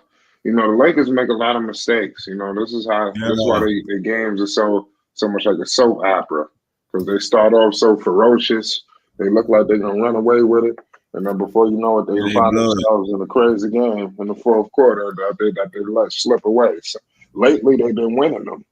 But usually they let it slip away and another team wins. And to the Lakers' credit, they have been playing a little bit better lately. They beat somebody actually the other day. I think it was, I forget who it was, but they beat a decent team just a few games ago in a close game, which I thought was a bright spot for them. But remember, the Lakers were like, what were they, like 13th or something like that in the West? Now they're 12th, right? Like yeah. So they've moved up a spot at least. So that's a good thing. Yeah, man, the Lakers doing their thing. What happened to Russ? I didn't see Russ tonight. Did Russ play? What was he injured or So, something? so I thought I seen Russ. You know, without, let me know what the hell Russell Westbrook was doing out there. Don't tell me he just went invincible. Yeah, he was out there and invisible. Everybody was I lackadaisical seen him. tonight. Yeah, I was wondering because I didn't see Russ at all in the fourth quarter. I didn't see him in the Now third either, really. Or Russ maybe I played, yeah, wasn't paying enough attention. 15 points, 4 rebounds, and 4 assists. That's crazy. Do you guys Yeah. remember a Russell Westbrook play at the end of that basketball game in the fourth? Shout out Ray Mignon. I don't remember Nah, one not play. really. I don't It remember was one not Russ play impactful. in the fourth. That's crazy. It just wasn't impactful. You know, the Lakers, man. You know, they blew this game. There's no other way to slice it. There's no other way to put it. I don't know. There's something with them. It's not like they just. I hate to say it. I'm just keep it very simple, man. Lakers don't know how to win. Period. They don't play good enough defense, and they don't run good enough play. They don't run strong plays. They don't play good situational basketball. It's like they're their only way that they win is uh by hey, LeBron just drops it. Remember that other game where LeBron traveled, but the refs didn't call a foul, and then he lost it in overtime, and then that started up all of this officiating conversation. Remember that one, Flight? Yeah, I remember. I So remember that. that's how the Listen, Lakers LeBron really James win. know what he doing. He knows how to manipulate the referees. We must Yeah, acknowledge that. Shout and out and Frank. Shout out everybody in the chat. Isaiah, Thunder, all y'all. Keep going. yes, sir. And that's what I think the Lakers that's how they depend on to win the basketball games. LeBron just go to the hole, try to drive, you know what I mean? And hopefully we get the end one and stuff like that. They kind of like rely on their athleticism. So in that aspect, Kyrie will help them, but Kyrie won't help them secure their defense, which they have tons of defensive lapses. And Right. I don't know. I mean, they don't look like they don't run no plays, man. I hate to say it. I don't remember seeing them run any plays like their overtime that they played even in that game with LeBron, with that game. I mean, they won that game, just happened to get, a couple of things go their way or whatever. But that was probably the best game I've seen the Lakers play in a minute. Usually they don't run no kind of plays. AD shooting threes, LeBron is chucking from three. It looks good when it's going in, don't it? But boy, I'm gonna tell you, when you come down to clutch and you shooting, nasty bricks, you know, that's the time that I'll be remembering. Oh yeah, LeBron isn't really. That's what they talking about when they say LeBron isn't a good 3-point shooter. You taking too many of them at the end of basketball games. You just go to the hole if that's the case. Or how about slow the ball up and just pass it to AD? Let him go down to the post and post up. That's what you got AD for. And isn't that what they made the whole trade to get AD for? Flight, like he was supposed to be the dude carrying so LeBron could take these breaks, right? Right. Yeah, that's what he was supposed to be. It seemed like it's been this misunderstanding. I mean, LeBron's just better than AD. It just is what it is. And it ain't AD's fault, but it is AD's fault because he don't post up. He needs to stop being so soft. But maybe there's a reason he don't like to post up like that. Maybe that's the reason why he got to, that elbow to the ribs isn't a pleasant feeling. You know what I mean?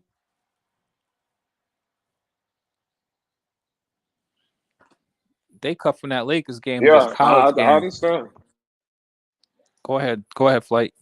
No, I mean I agree with everything that you were saying. Everything you said was the truth. Somebody Tsai says on the free throw line they put the Lakers 33 times, the Pelicans 16, and they still lost.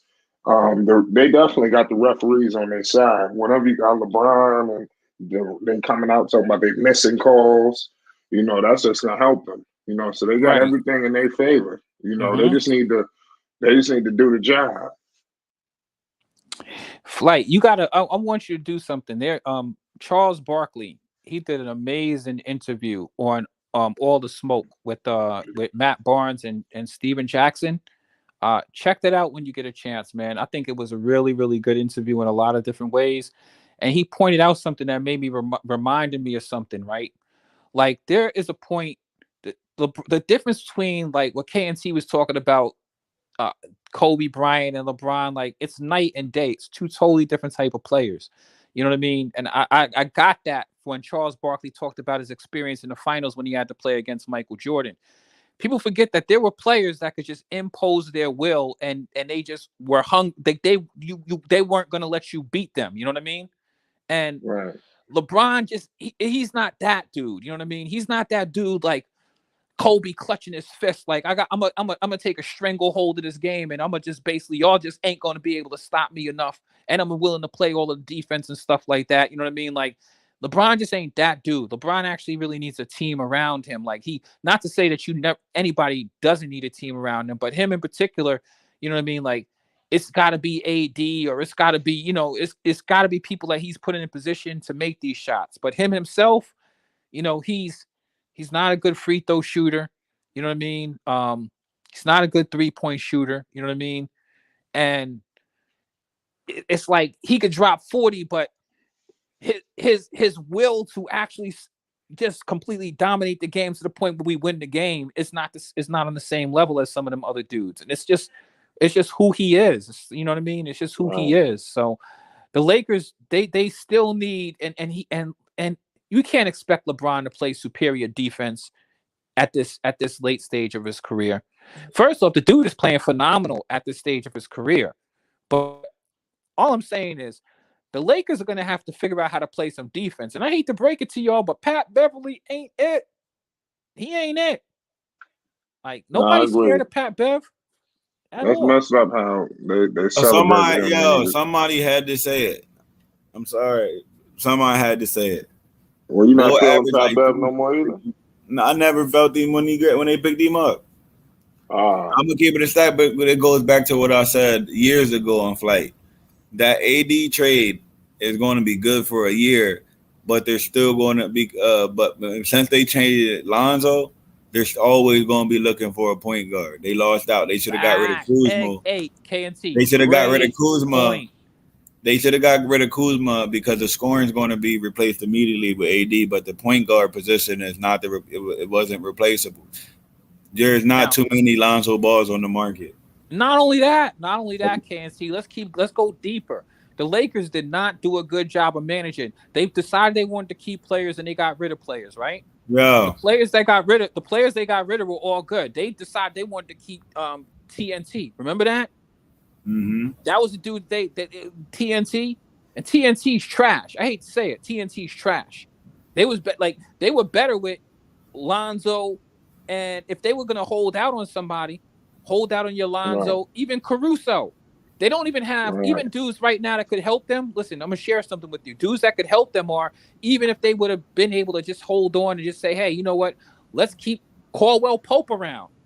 He's a better shooter than what they that's what I miss. JaVale McGee. Like, what the heck? All these players, they're going to get let these people go. The thing that annoys me about the Lakers, we're going to trade the people and then go look for a replacement. Yeah, and they've been playing this. Then go look for a person that's just like the person we got rid of. Bro, you should have just kept it. For all of these one-year rental players, when you take a look back, you could see all the players that the Lakers invested in that they wanted to develop. Them dudes done develop. Kuzma's coming, like Kuzma's flourishing playing away from LeBron. Are you kidding? Right now, Kuzma's playing the best basketball of his career. You know what I mean? Jordan Clarkson. I mean, you could go around and look all over the place. D'Angelo Russell's cooking right now. Even Zubac from, you know what I mean? Zubac from the from the Clippers. Yeah, I mean, like everybody the Lakers had, all of the people the Lakers had have shown themselves. You tell me, like right now, I'll give you a perfect example. Like we're talking about looking at Lonzo. Forget it. Let's say they let rid of Bonzo, but you kept Caruso. Caruso is what you wouldn't need no damn Patrick Beverly if you still had Caruso, right? Right. And Caruso, if you look at him right now, he's one of the best defensive players in the league. Well, Frank said D'Lo is not cooking right now. Frank is he just don't like D'Lo. D'Lo's doing all right. Because over in Minnesota right now, they're loving him right now. Minnesota. That's crazy. They gave up a lot. Mavs versus Warriors. Yeah, I give Frank the one thing. I mean, but when D'Lo left let's be real. When D'Lo left the Lakers, and he went to He went to the Nets, right? Was he Right. not cooking when he played for the Nets? Frank said Yeah, I he think wasn't cooking when he played for the Nets. He's full of cap. D'Lo was cooking when he played for the Nets, and he went to a situation where he got to play with his homeboy, Cat. You know what I mean? Which he hasn't been as good with them as he was there. But if you look at him recent, look at D'Lo over the past 2 weeks. They're raving over that guy right now. right. Yeah. And D'Lo's look, D'Angelo Russell's a decent player. Let's not make it like people want him. D'Angelo He's gonna be a Russell's trade. He's gonna be a trade target. He's gonna be a trade target. People gonna look for him. Yeah, D'Angelo Russell's a good player, man. He's not trash. There's a lot of players a lot worse than D'Angelo Russell in the NBA.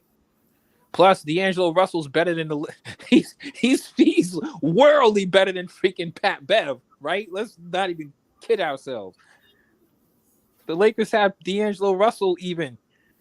He's better than them dudes that they got now. Point guard wise. We'll see what happens. The Lakers are fun because It's a soap you know what I opera. mean? Yeah, man. There's always stuff to talk about with the Lakers. It's a big ass soap opera, man. Facts. What's going on with the Lakers? It's always something. It's a storyline. Though they got LeBron there. He's just a reality show in itself. Exactly, man. That's the thing, man. I mean, dudes say they don't like the media circus, but they must love it if they want to go back to that. They love it. They love the media circus. They try to act like they don't. They love it. Let's talk about some real shit, Flight. Let's talk about these. Can the Knicks get down on? Can the Knicks get some fucking feasting? Can we get some? Can the Knicks come up for a trade? I mean, come on. These dudes don't want to be in Brooklyn. Kyrie. These dudes don't want to be in Brooklyn. I mean, Somebody said KD, Kyrie, come on. Somebody come to the Knicks. They needed to just trade Kyrie and KD for AD and Westbrook and some picks. They needed to get it over with at some point. Well, shout out Frank. Make sure they everybody doesn't know. Hit the subscribe button. Make this your home. That's the best offer for both teams to not have to rebuild again. Because nobody's going to offer them a star because they know the situation they're in. Right. So let's just get this AD and Westbrook out of there for KD and Kyrie. Well, Chris Broussard believes that Kyrie ain't going nowhere. That's the dumbest. That's just a hater because you don't know basketball at that point. Yo, you know the funny thing, KNC? I don't agree with you. Let's just keep it a buck. I said the same thing. I said, Chris let's weigh it out. Okay. Like an idiot. Why would the Nets let him walk away for fucking nothing? For nothing. Because you don't want him. Because you don't want to admit that he has all the leverage because he followed their rules and they still try to buck break them and they still move the goalposts again for somebody's money. It's like that Geico commercial. You almost had it. You gotta be quicker than that. Like that's how they dangling his contract and his extension. He realized he ain't getting it. Right. Plus, it's not about the money. These dudes have plenty of it. Like for me, as far as I'm Kyrie, let's say they don't trade him. I mean, what you didn't trade me. I'm not playing. That's it. Like, what are we doing? And then I go to the Lakers. He didn't play. I mean, listen, they had a game today and they said he's out. There was no illness, no nothing. Kyrie is out. No, they said he was sore. Man, KNC, you know that's cap. My point is, KNC, they're going to trade him. KNC, you know it's cap. They probably are going to make. That means they're going to move him. Right, and we already know Kyrie. But here's the thing, though. For just not playing, Kyrie. They shut him down. They're going to move him. I want to tell you this about this for a minute, Quiz, but I slipped it earlier. You know what's bad about certain people? What's that? They don't even want him there, but because he want to leave, they're not going to let him. Right, exactly, and that shows the type of organization that you have, and then that goes into your next point about, and that's the thing we get to. Like, there's no reason for KD to want to hang around no more. Yeah, well, I don't know. Only thing with me is that with KD and Kyrie is what y'all gonna do? Y'all gonna sit around and try to I mean, shoot, if that's the case, why don't KD say I want to go to play for the Lakers too? Let's sit around. Let's put everybody on the Lakers and everybody else in the league. Watch them have a all-star squad. Come on, man. We got to stop. Move Russell. That'd be crazy. They should move Russell Westbrook and Anthony Davis for Kevin Durant and Kyrie. I think that they got to They got to put more than that. You got to give me more. You know, if I'm the Nets, I need more than AD and Russ. I need more than that. I'll be honest with you. I need more than that. That's I'm not not. gonna happen though. They're not moving AD. Of course not. Jeannie Buss ain't having that at all. You get fired doing Not that right AD. now. You would get Especially right now, fired he in balling. LA doing that. You know the He, reason why you he get fired in balling LA like doing AD. that? Because the Lakers are already committed to Anthony Davis being the future of the franchise. They're already committed to that. They're already 10 toes down on that, right or wrong, Flight. Yeah, They're that's already right. committed to that. So it's like it's hard for them to even try to move AD anywhere because you know what I mean? Like they know LeBron is just hanging around till his son comes in the league. Kyrie, I hate to say it, you know what I mean? For all the things we say about Kyrie, but Kyrie's unreliable.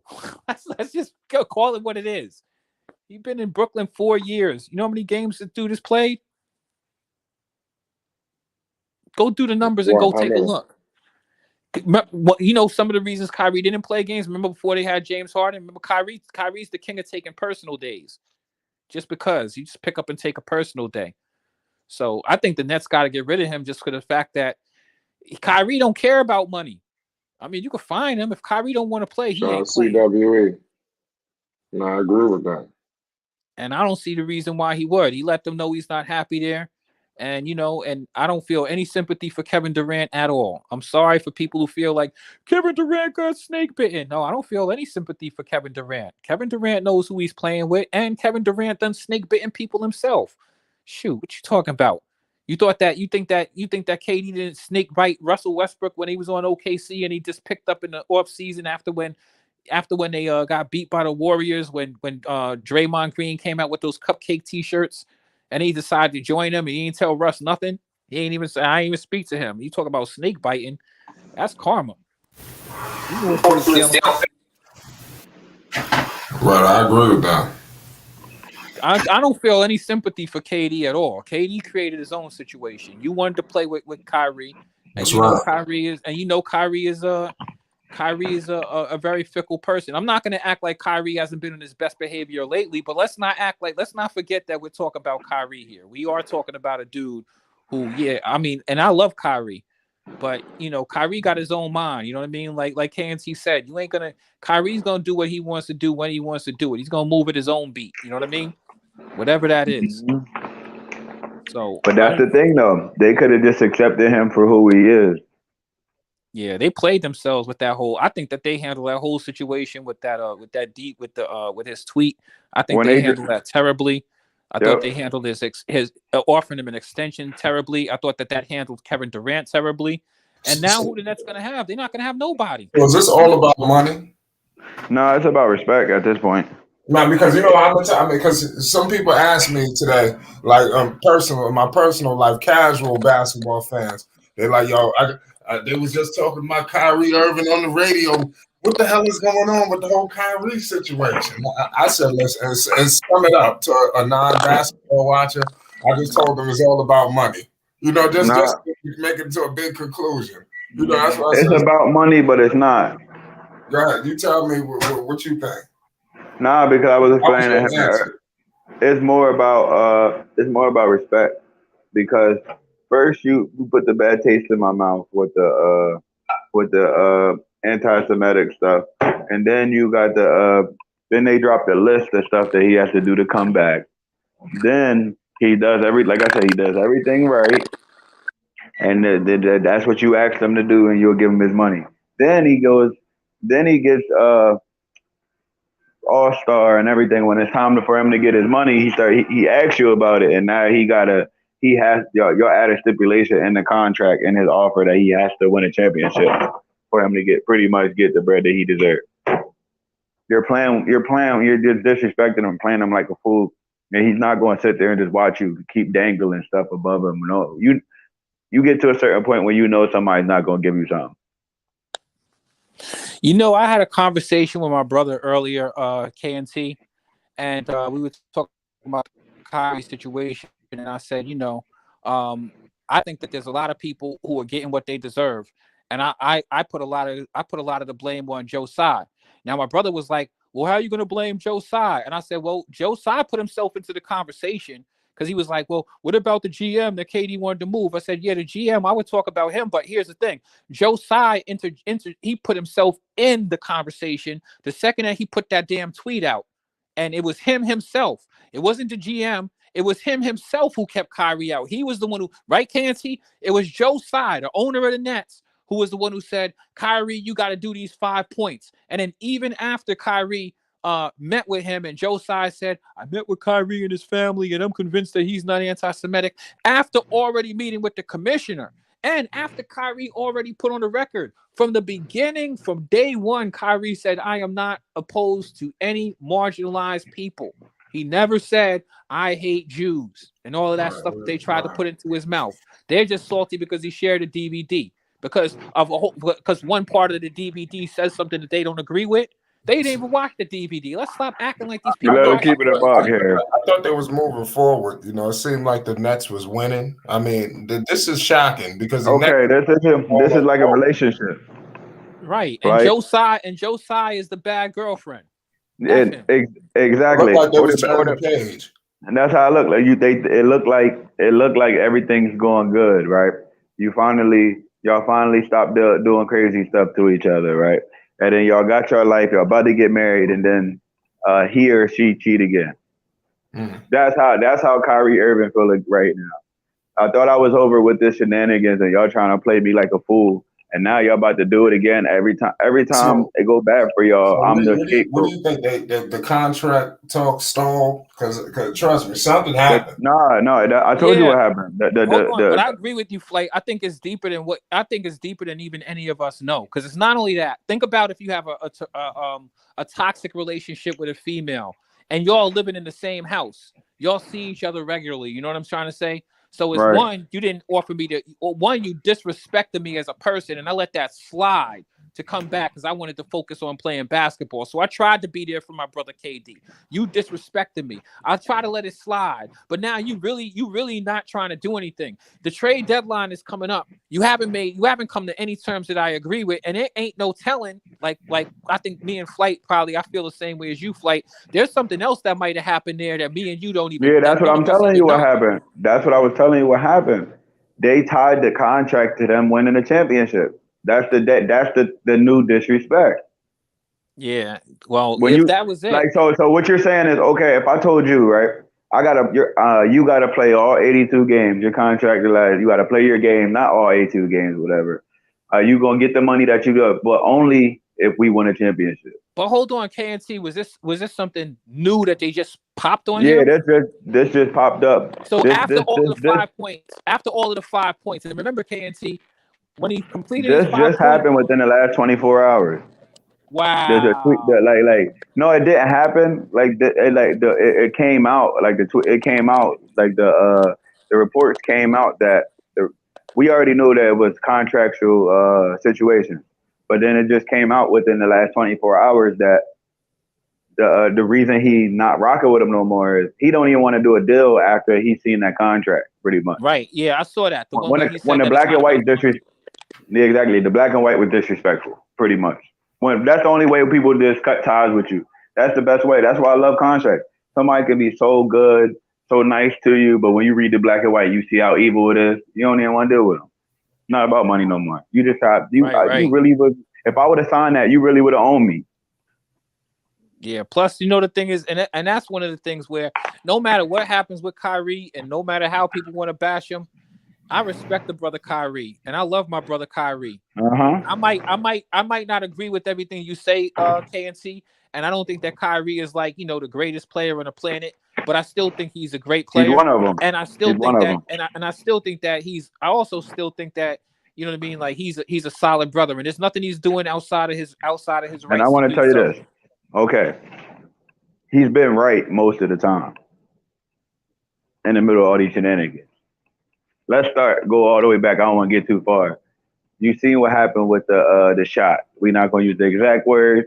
And then the reports that came out about that information. And also, he has the right not to take a shot if he don't want to. It's their fault for blowing it up. You agree with that? No, I agree. Okay, Ben Simmons sat out a whole season and nobody said nothing. But if a man don't want to put a unhuman vaccine and disease in his body, he's a bad person. So he was right there again, right? Then he said, "I want the Steve Nash fired because he's not a good coach. I have my own coach."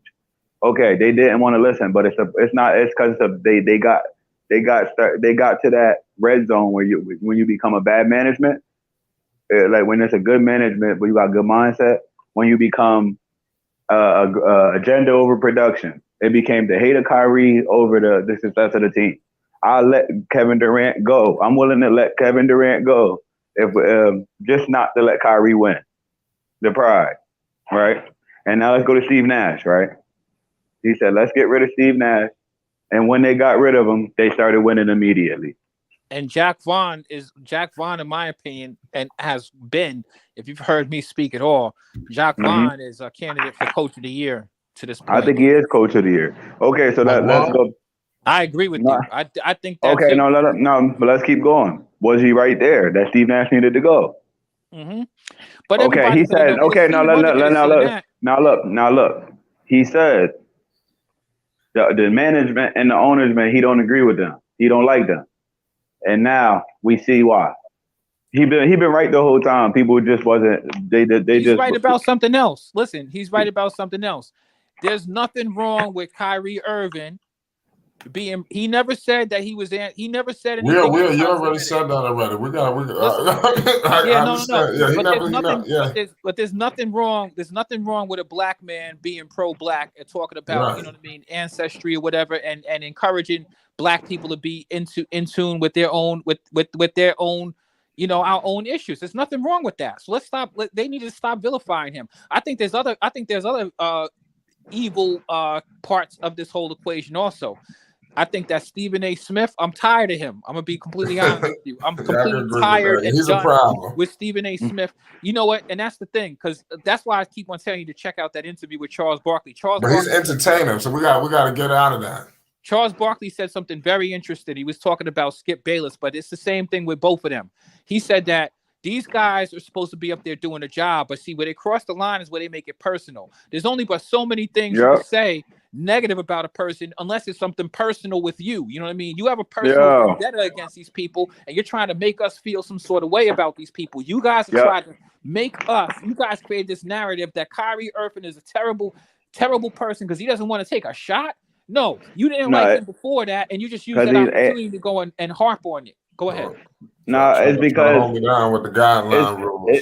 Kyrie Irving's that person that'll tell your like, okay, let's just say you trying to finesse somebody. You trying to be you're a scammer, right? Kyrie Irving's that person that'll show the person the scams that is out there. So when you do it, you won't catch up, and then you're going to be mad. But he is technically right, but because he's let it light out to the consumer, because there's two different sides of the market. There's the buyers and the sellers. And the sellers, they give the game to other sellers that they wouldn't give to the buyers. If that makes sense? Yeah, no, I get it. Absolutely. But Kyrie Irving's the person that'll give the knowledge to the buyer and the seller. And the sellers are going to lie because they don't want the buyers to know so they can keep buying. What do you think? I think that's an interesting perspective. Elaborate on it a little bit deeper.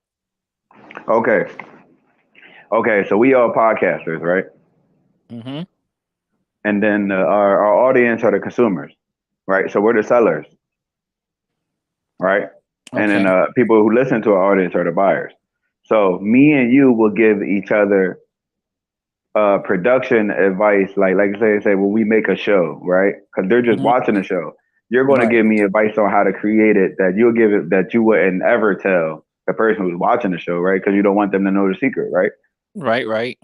And that's where it goes. Kyrie Irving's that person that's going to put it out there, so you can't even. So it's not even a secret no more, because it's technically a finesse. If that makes sense. I feel you. Yeah, Kyrie. That makes sense. Some stuff that you make look like so. Kyrie was giving away too much game. Exactly, and it's game that costs them money. Like for example, like the people who run the powers that be, they didn't want to be known because they're invested all in it. You see what I'm saying? And if they are controlling 90% of what's going on, they don't want the 90% to stop to no longer be woke and won't be controlled anymore. They don't want a million Kyrie Irvings out there. Look, I hate That's to say why this. I understand him. He's a walk it, like he's a genius, man. People just don't, they just catch it late, for real. Look, here's my thing, right? I hate to say this, and I don't want to say I told you so, but I told you so. All right. About what? I knew the Nets was a garbage organization. You said that. I've been surprised that they've been able to keep this fiasco going as long as they've been able to keep it going. I'm also surprised at even despite that. I will say this. The Nets had impressed me in certain areas. They impressed me with the ability for them to actually find some talent. For example, look at some of the players that they had. Dinwiddie. Even they got players on the team right now. I like that Japanese kid that they have. Nick Claxton is even getting better. You know what I mean? I thought the Royce O'Neal pickup. I think the Nets as an organization made some good moves, even though they made a bunch of mistakes. Them trying to bring out the old folks home, they got their money's worth out of the old folks home. Okay, so what you're saying is, I'm gonna give you an example of what they did. They went to work and did their job right and caused drama the whole time. Yeah, but you knew. But the thing about it is that they did their job, but what they were doing while they did their job, like, and they technically didn't because they became agenda over production. They will rather lose than give Kyrie Irving what they want. And now look, and exactly, and look where it's at. And this is the perfect example. I would rather KD end up in rebuilding mode next year instead of giving Kyrie a contract. Right, exactly, which is ridiculous. That's the agenda over production. We see it with bad organizations. I've been saying this for so long. But KNC, you know something? You know what happened is, first off, this is all I think that they played themselves. First off, they thought that they had Kyrie pinned down with his 5 points, right? This is just my personal opinion, right? They thought they had him pinned down in his 5 points, right? So if the point what you're talking about this contract thing, they thought that, we're going to finesse him by throwing this extra little wrinkle here on the back end with this extension since KD's not happy without the extension. So they try to throw that in here, but then they forgot that. Give him what he wants while throwing something else in there too. Yeah, right. I like that. Good take. But what they miscalculated was how badly that they played themselves with Kyrie. Yeah, because you're talking to somebody who's creators. We're masters of trajectory. You see what I'm saying? Because we see stuff where it's going to go, and then we have other people enjoy it. Just like, for example, when he turned that stuff down, people realized years later that it didn't do anything. They realized a year later that Stephen Nash was a bad coach. They realized a year later that the owner is trash. They realized a year later that it's a hate Kyrie. It's a hate Kyrie over winning organization. Listen, and check it out. And listen, and here's the thing, right? Kyrie's not stupid. We all know. That's the reason why I called out Stephen A. Punk. All right. I don't like that dude. He's from my borough. Just own him. All right. I'm gonna tell you the reason why, right? Because you know what's gonna happen next, right? So you know that they're gonna be bad mouthing Kyrie, and you saw immediately what Stephen A. Smith said. He said, "This is an idiotic decision." To the side, you saw when he said that, right? Right. Why? Because, like I said, man, it's personal for him. It's personal for everybody. I heard. I want to give a shout out to Tristan Thompson. I just want to give a shout out to Tristan Thompson. Did you see the interview with Perkins? Nah, but I heard about it. I looked at a little clip of it, but I didn't see. Okay, so pretty much he was saying all this stuff like this, and Tristan Thompson as a player. Kendrick Perkins should know better as a player. Stephen A. Smith, you've never been in that position to talk contracts. So with that being said, Tristan Thompson's a player that actually got a big deal at one point, right? Mm-hmm. So Tristan Thompson pretty much saying, if the bag's not, I'm gonna tell. Kyrie Irving told them the same thing I would have told Rich Paul. Do you got the bag? If not, I'm going somewhere else. It's simple. And also, they should have never threw that clause in there. People always want to move the goalposts instead of like what we talked about. If I told you do what I need you to do, and I'm gonna offer you this at the end of the season, and then I offer it to you, but you got to do more stuff to get it. Would you respect me? Of course not. Exactly, because it's shady business, bro. Because I'd be like, yo, And what's going on here? Why I got to do all of this extra stuff? And Like, here's the what the thing, fuck though. You're is- not even looking at it like this. They don't understand black people. They don't understand that black people will literally not rock with you just off of how you treat other people. We're very good at that because if you do that to somebody you'll do it to us. You know what I'm saying? Like, for example, if you're doing it to my brother right in front of my face, you think I'm going to re-sign with y'all? Nope, Right. I'm out of here too. They don't understand that part of the loyalty. They have none because they have no souls. We've been watching this for years. And that's the crazy part, is because that's where I'm at with it right now. It says I can't see why anybody would want to play for Brooklyn right now. Joe Tsai showed his hand. He showed his own hand. Go ahead. I said that man Joe Tsai showed his hand. Yep. And I think he played himself, and now he's got a real situation on his hand, because now you're gonna have to rebuild everything from scratch. And here's the thing: how do you cover this up? How do you cover this up and blame it? How do you blame this on Kyrie Irving again? They thought they was cheating the game. Oh, they're gonna try that. They're doing that right now. But no, I'm not even talking about that. How do you blame this on Kyrie when you put a stipulation that say if you win a championship, you can get your money? When the All-Star, when you become an All-Star, you're guaranteed that money. Mm-hmm. They messed up if you was going to lowball him, you should have never let him play because you knew he was going to become an All-Star. And now you have to literally pay him based off of the market. Now there's other teams that's going to compete with you monetarily. Oh, Kyrie can listen and shut up and drop 50 and carry teams? Oh, yeah, we'll take that. Mm-hmm. Right. And the thing about it is now, that's the reason why I agree with you also on that's the reason I mentioned that Broussard comment, because I watched The Odd Couple and he's talking about, I don't think he's going anywhere. And I'm like, man, you think that makes sense? See, that's the funny thing. Like, I watch football, right? And I'll be honest with you, one of the reasons why I find it hilarious to watch football commentary, because you got dudes who get up on there and talk about, go for it on 4th down. And they forget that this ain't a video game, homie. Yeah.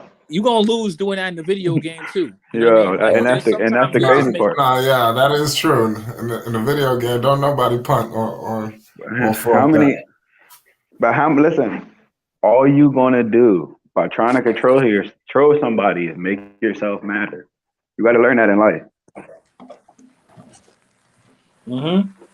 But they played it. But they try to justify shit that don't make sense. Like, all of a sudden now it makes sense for the Nets just not to trade him. Shit, the Nets need to trade him ASAP if they have any sense. What you talking about? Let him just sit there, because at the end of the season when his contract's up, what happens? Can you hear me? I can hear you, KNC. Can you hear me? Listen, they got two options. Lose. I'm looking at it from you got two options. Trade them to the Lakers and get the most for them, because the Lakers is only going to be the only team that give you something of value because they really want them. Or two, I don't think the Lakers are. First off, I think you're completely wrong about that. The Lakers aren't the only team that's going to give them something of value. They're not going to give up anything because there's people you got to remember. If 90% of the world is followers, they're going to believe what they want to be followed.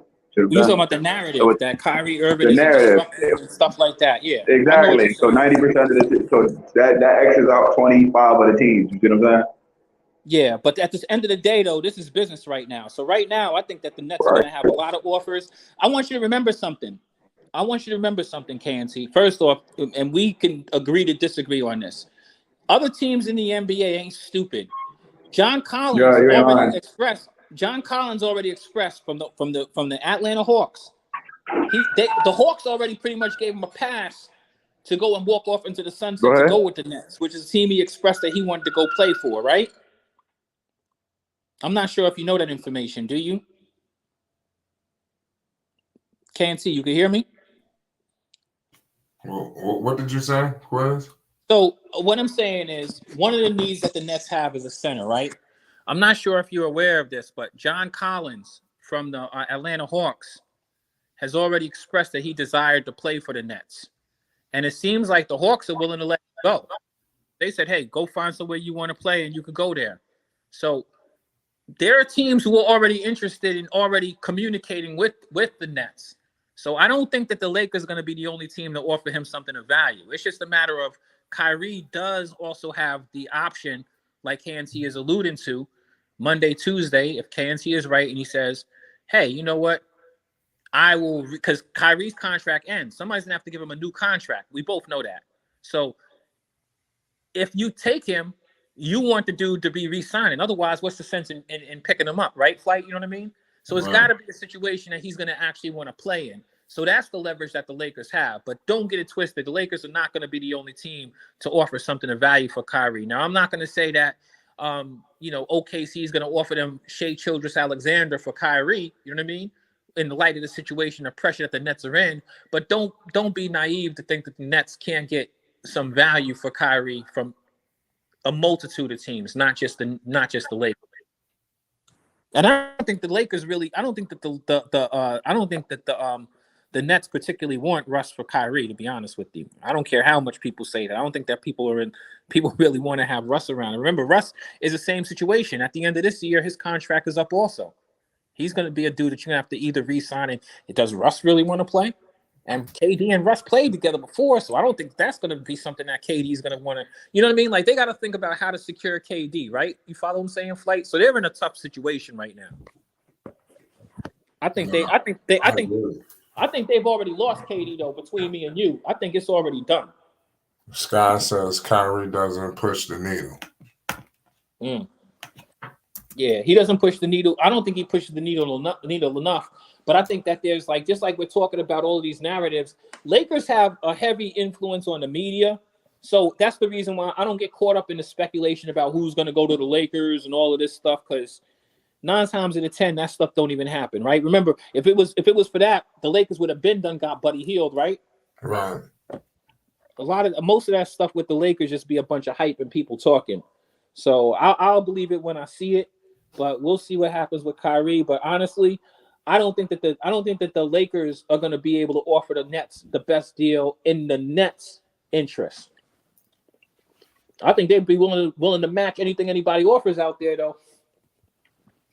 You know what I mean? I agree. I mean, LeBron wants him desperately. I don't want to say it, man, but LeBron desperate to win too. And the Lakers are terrible. We just watched them. They need some help. Yeah, Lakers definitely in a tough spot. But what about the Clippers? The Clippers might be willing to go out there too. And the Clippers, I don't know what the hell is going on with the Clippers, man. You know, I don't think they're ever gonna win nothing either. You know. Well, at least Kawhi Leonard is playing. Winning sometimes. Well, I mean, he's playing now. John Wall is injured, but you knew he was an injury risk when you got him. Yeah, I don't know. There's something I kind of agree with you. Like, I don't know what it is about the Clippers. It's just hard to believe in them. You know what I mean? Yeah. Well, we'll see what happens. But and I'm gonna tell you one team I like though. Wow. I like them Pelicans. I like them Pelicans. Yeah, Pelicans got a lot of depth, man. I legitimately like them because. LeBron, breaking news, LeBron wants Kyrie reunion. James is an immense proponent of bringing former teammate to Lakers ahead of trade deadline. That's according to Adrian Wojnarowski. Well, come on. That just broke. But that's not really breaking news. I mean, that's not really breaking news. They've been playing footsies all season, ain't they? Come on. Kyrie just got finished listening to Kyrie basically suck the dude off. He just sucked them off like last week. Didn't you see the comment that Kyrie put out there? And you know that Kyrie's speaking to like Rich Paul, you know what I mean? And let's be real, man. I mean, Stevie Wonder could see that. Look, LeBron just ain't made of the same cloth as some of them hungry dudes at the end. I mean, he just knows he can't do it by himself, you know what I mean? And so I don't know, man. That's not news. That's they've been talking about this. We already know these dudes been playing nice all year long. Man, I'm just interested to see how it happens. I said, Dan, send the link. I don't know who Dan is, but the link is in the chat. Anybody need the link to join the show is right in the chat. Hop on, Dan. Is that Dan the Laker fan? There's a dude named Dan the Laker fan. He's fire. Maybe that. Hopefully that's him. There's a lot of Laker fans. Salute to all the Laker fans around the world. You already know what it is. Shout out to the Pelicans fans too. If your team is on, you definitely got a place for you over here. You already know what it is. Basketball has just been exciting this year. But I mean, my thing is like there's still so many teams out there that are good. Mm-hmm. Like to be real with you, there's other places you can go to win. For example, can you imagine if, let's say a team like the Bucks, let's say somebody decided they want to team up with Giannis. I mean, that would push them way over the top. You know what I mean? Or forbid this. The Sixers right now. Sixers are actually pretty good. You know what I mean? I mean, there are a bunch of really good teams in the NBA.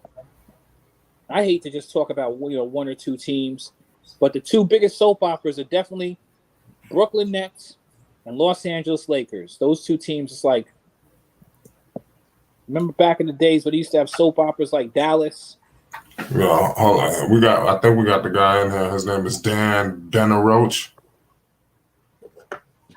Yeah. Hey, what's the deal, bro? How you doing? I'm devastated, man. Well, hold on. Before we start speaking, how long you been rocking with the channel? This is like my first time. Yeah, well, yeah. I want to thank you for joining on, man. Where you calling from?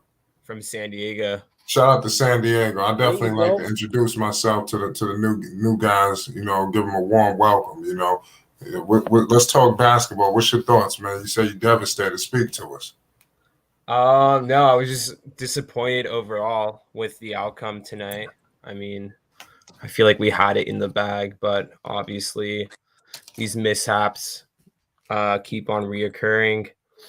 And I don't know, man. I don't know what it's going to take for the Lakers to finally wake up and start making some moves.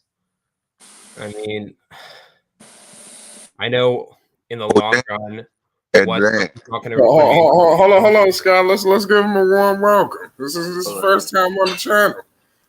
Good, Dan. Can you hear me? Yeah. You finished? Yeah. Scott.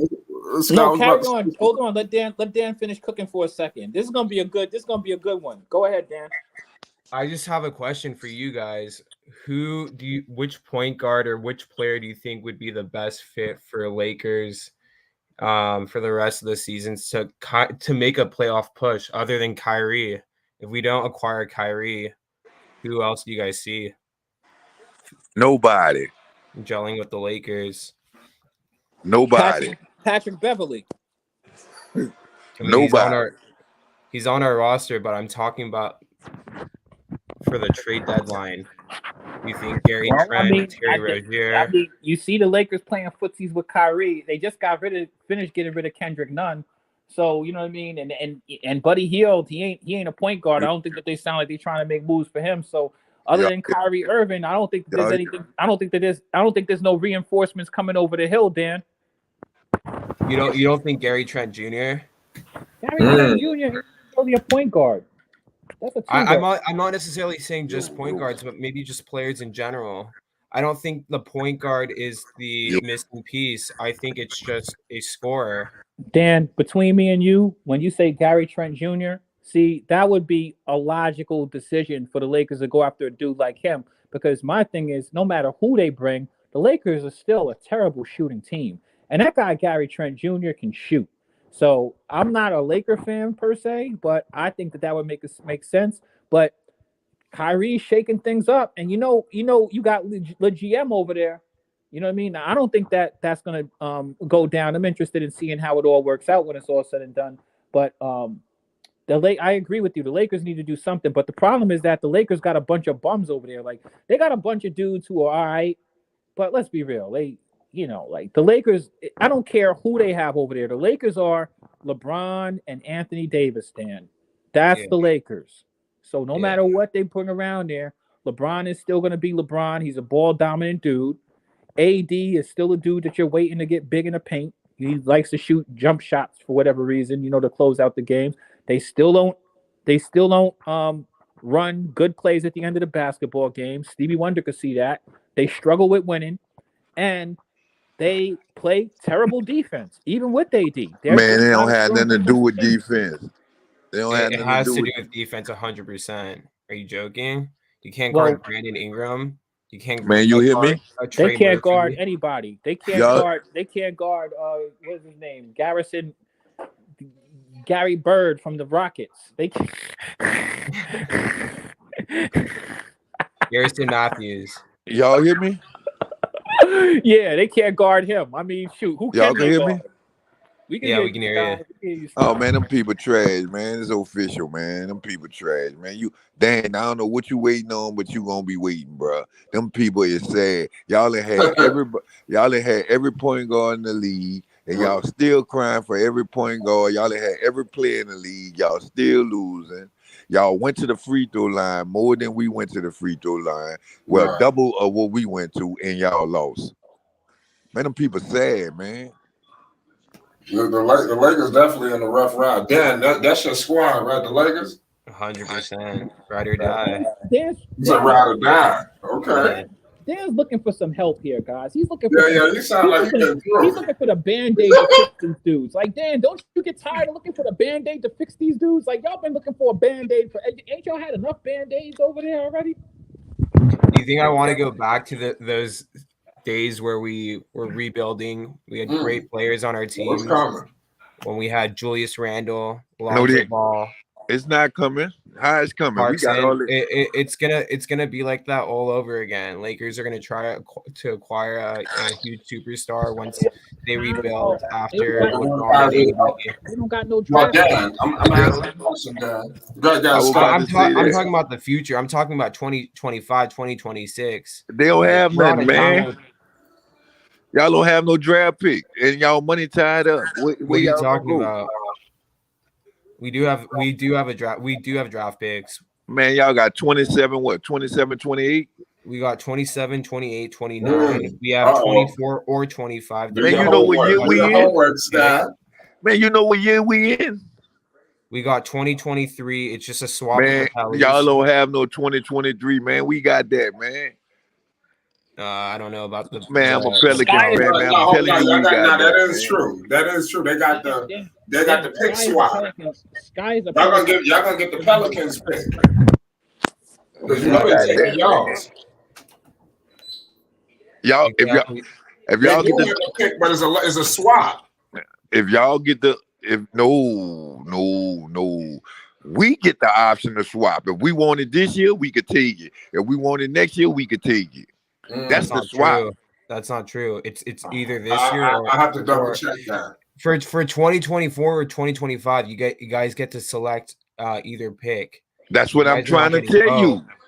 That's what we get, either one. If y'all come in and y'all get the number 3, man, if y'all get the number 1 pick right now, next year we could take that. No, y'all getting that? No, that's a fact. I know that 100% fact. I know that. If the Lakers get the number 1 pick, it's going to New Orleans. You're saying you guys can swap 2023 or 2024? No, this is how it works. You guys are either going to get 2024 or 2025, no matter what. Yes, I don't know about that. 2023 is just a swap. Man, I need somebody to look in the Yeah, I got the last time. I have to double check it, but the last time I checked was this year is a pick swap. I know that. Yeah, I know. That's what I'm saying. I don't have control of y'all pick this year. He's saying that 2024 is also a pick swap. Oh, I don't know about 2024. All I know 2024 is the Pelicans can either select the 2024 pick or the 2025 pick. Exactly. That's what I'm trying to tell you. If y'all reach up in the highest, let's say y'all make the playoff, we could say no, we don't want that, and wait the next year and get that pick. Yeah. Either way, I mean, but right now we're in a good spot. Y'all in the bottom 3, so we're gonna take it next year. Y'all in the bottom 3, y'all have a top 10 pick. Realistically, do you think the Pelicans are going to go that far this season? I mean, most players on your guys' team are injury prone. So, man, you believe that? You know we low managing. Wow, Dan, I love it, man. No, Dan, we low go managing, man, on the I slick. like Dan. I like Dan. Dan. Oh, Dan, Dan, the next guy. Dan, No, how you on my I neck? can't say that. You got to get up with all access. Dan, Man, we low like managing on.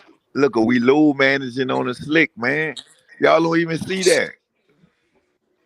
Tell me we low managing on the slick, man. When was the last time Zion had a perfect season? Man, how much you want? That's the point. We know that already. We gonna make sure he ready when it's time to be ready. See, at the All-Star break, them boys might don't lose a game. I know we low managing. I know it. Listen, I know that the Pelicans and the Grizzlies are in a race to acquire OG, but also OG, man, we not having those injury problems. Man, you listening to ESPN, man. We not. No, I'm not. I'm just being truthful over here. I mean, I think the Pelicans have so much potential. Don't get me wrong. You guys have great forwards, great 3-and-D players, probably one of the best squad with the most 3-and-D players. You have Irv Jones. You got Trey Murphy. What I'm telling you is. But I don't think you guys are going to make a run. To be honest, I'm telling you is we not taking no OG unless they. Only way we get OG if they take Devontae Graham and Jackson Hayes. That's the only two people. Exactly. That's how I know we ain't getting them. We gonna get another player, but it ain't gonna be him. We trying to get off. Y'all are trying to make a push. That's the thing. Man, what you talking about, man? All we need is a solid player, man. We'll take somebody like Malik Beasley. What your boy name is from the Nas Reed. We don't need no OG like that to give up all our stuff. You crazy, boy. We ain't looking for another star. Y'all looking for another star. We not. We got CJ. I think you just, man, we got CJ. We got CJ. We got Brandon Ingram. We got Zion Williamson. You guys need a better point guard. You need a real point guard. CJ's not a real point guard. I'm sorry. Man, you don't even know our team, man. You don't even CJ running point guard because Dyson Daniels hurt. Bruh,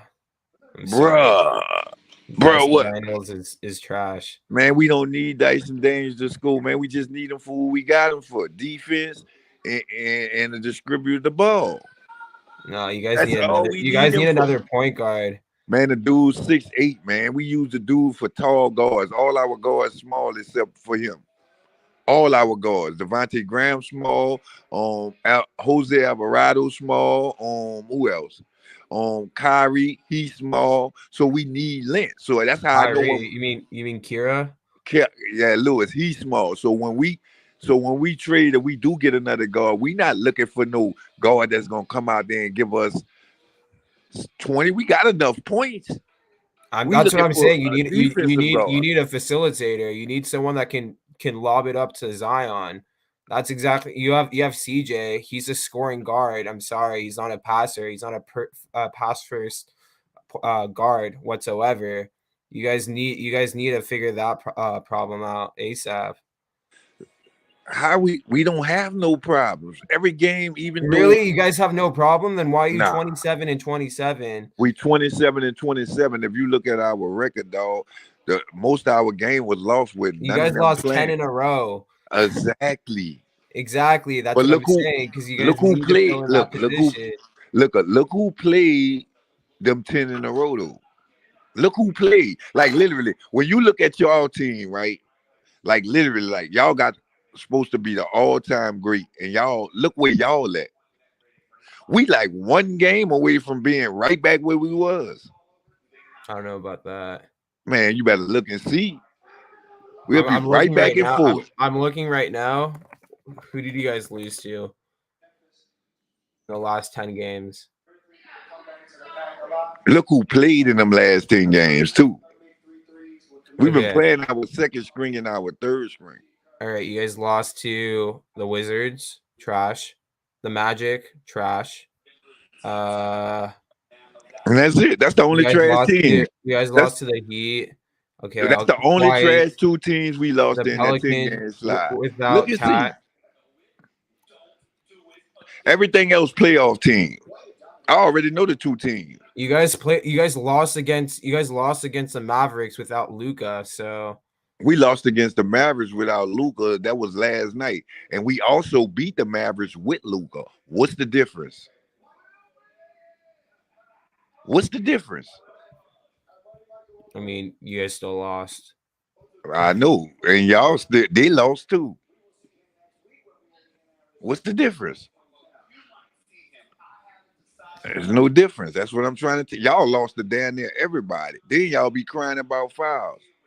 Us? I mean, I think we're pretty rational. If you want to go look at footage, and you want to actually see what happened, Man, that shit happened on everybody. So you think that shit happened on everybody, man. That happened on everybody. So that's the first call. No, it doesn't, bro. All right. I'm sorry. All right. What's the excuse tonight? What's the excuse? What's the excuse tonight? There's no excuse. Y'all went to the line. No excuse. Players take full accountability. Look, y'all went to the line 33 times, shot 33 free throws out with 16, and y'all still lost. No, I'm. So who you think should be? So you said they played and they wasn't fouling us and they wasn't calling it? That's what you telling me. So we went. I'm talking about the past. I'm talking about this. I'm talking about now. I'm talking about now in the past. They just played a game where who that was they beat, and the other team had 6 fouls, went to the line 6 times, and they went to the free throw line 30 times. The Pacers. That just happened. Yeah. Yeah, I know. They average one of the most fouls in the NBA as a team. I mean, man, here you go. So you sitting up here telling me the Lakers is playing perfect ball. I'm not saying that whatsoever. I was the one who's like iterating that we need a trade. So no, I'm just trying to tell you how y'all conflicts. Y'all be making excuses. Man, the Lakers always need something, man. I'm tired of that. Tired of hearing about what the Lakers need. Everybody needs something. Now they trying to get Kyrie. Man, y'all ain't had everybody. And I'm saying that we're not going to get Kyrie. Who y'all I know gonna that get? for a fact. I don't even want Kyrie on my team. He's a fucking drama queen. Finally, somebody making some rational damn sense around here. Bruh. Plus, I'm not even a fan of all of this. I'm not a fan of all of this. These dudes be trying to stack deck too much. When Kyrie and KD went over to the Nets, they thought that, hey, just the two of us playing together, we could beat everybody. They just got swept last year. Kyrie is such a phenomenal out-of-this-world player. He just scored 11 points in 2 games during that time of them getting swept in the playoffs. All right? So, come on, let's stop it. Yeah. And he don't play no defense. And, I mean, you're a Lakers fan. Sky might not agree because Sky's a Pelicans fan. But just as a person watching basketball, which I actually watch more Lakers games than anything else, even though I'm not a Lakers fan, I'm a big fan of basketball in general. That's why I can talk about the Pelicans or the Lakers. And the Lakers, hold on one second. I'm going to let you finish, Scott. But the Lakers are a terrible defensive team. They do not stop teams in the last 4 minutes and 5 minutes of basketball games. The Lakers are atrocious defensively. They are not a stopping team. And they don't even run any discernible plays offensively. Their team is very disorganized. Man, I knew they was shooters on top of that. They're a terrible team. That's the I reason knew why they they was lose. in trouble when AD went to shooting threes. I said, oh yeah, they in trouble. But like at the same time, like who do you go to shoot threes? Like we don't have any 3-point shooters on our team. Y'all are hitting threes left and right on us. We have fucking Troy Brown. Some scrub. But y'all shot more threes than us, though. Shooting threes like. But y'all shot more threes than us, though. What you talking about? Y'all hit more than we hit. See, but I also think that that's the problem. I think that this generation that we're in, I think that we're becoming accustomed. Like, I hate to say it, I've watched a lot of basketball, but we're in a video game basketball era. People think that basketball is like a video game. They don't believe in high percentage basketball. That's the reason why AD doesn't want to go in the post. He'd rather sit outside and shoot jumpers like he's some sort of out of this world jump shooter. LeBron is not a good 3-point shooter. And I think that LeBron is a decent 3-point shooter, but when you watch the end of the game and he's shooting from long range and bricking them up. Shot, you know what I mean? Jacking up shots and he's bricking, then you wonder why you're losing the game. Like, come on. They're not playing high IQ basketball. And I think it's something to be said because this generation is so in love with Steph Curry. But remember that most of these players are not Steph Curry, and jacking up shots is also a great way for you to get yourself buried where you're too far behind to even come back, especially if you're not playing defense at the other end. Man, So, I don't think that Kyrie solves that. Kyrie is just another video game cog that sounds good on paper. You know what I mean? But if they want to win a championship, they need to fix some. They need to fix a lot, and you can't depend on. One thing about you, Dan, you said that the Pelicans are an injury-prone team, right? Yeah. But you guys got street clothes. What's more injury-prone than that? Do you have confidence that street clothes is going to be available for the playoffs, Dan? No comment. Exactly. Go ahead. Carry on, Sky. Oh, he already know, man. Be trying to tell him, man. I know we low, man. We gonna be good, man. We turning up at the All-Star game. Watch what I tell you. I guarantee you, I already picked us to have the 4th or 3rd seed. I already picked that. I don't think so. I definitely not 3rd or 4th, bro. So what you think we gonna be playing? Maybe I think like 7th or 8th. Man, come on, man. I don't think I don't think you guys are better than the Clippers, the Grizzlies. You saw what we done the Clippers already, bro. I don't know the way the Clippers have been playing lately. The Clippers aren't. We can't act like scary, Clippers. Bro.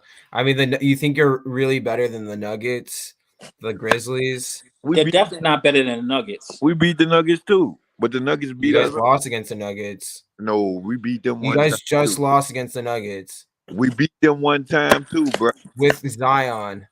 Yeah, we beat them. With Zion. We beat them. That's saying hypothetically if Zion is not injured, which is really unlikely.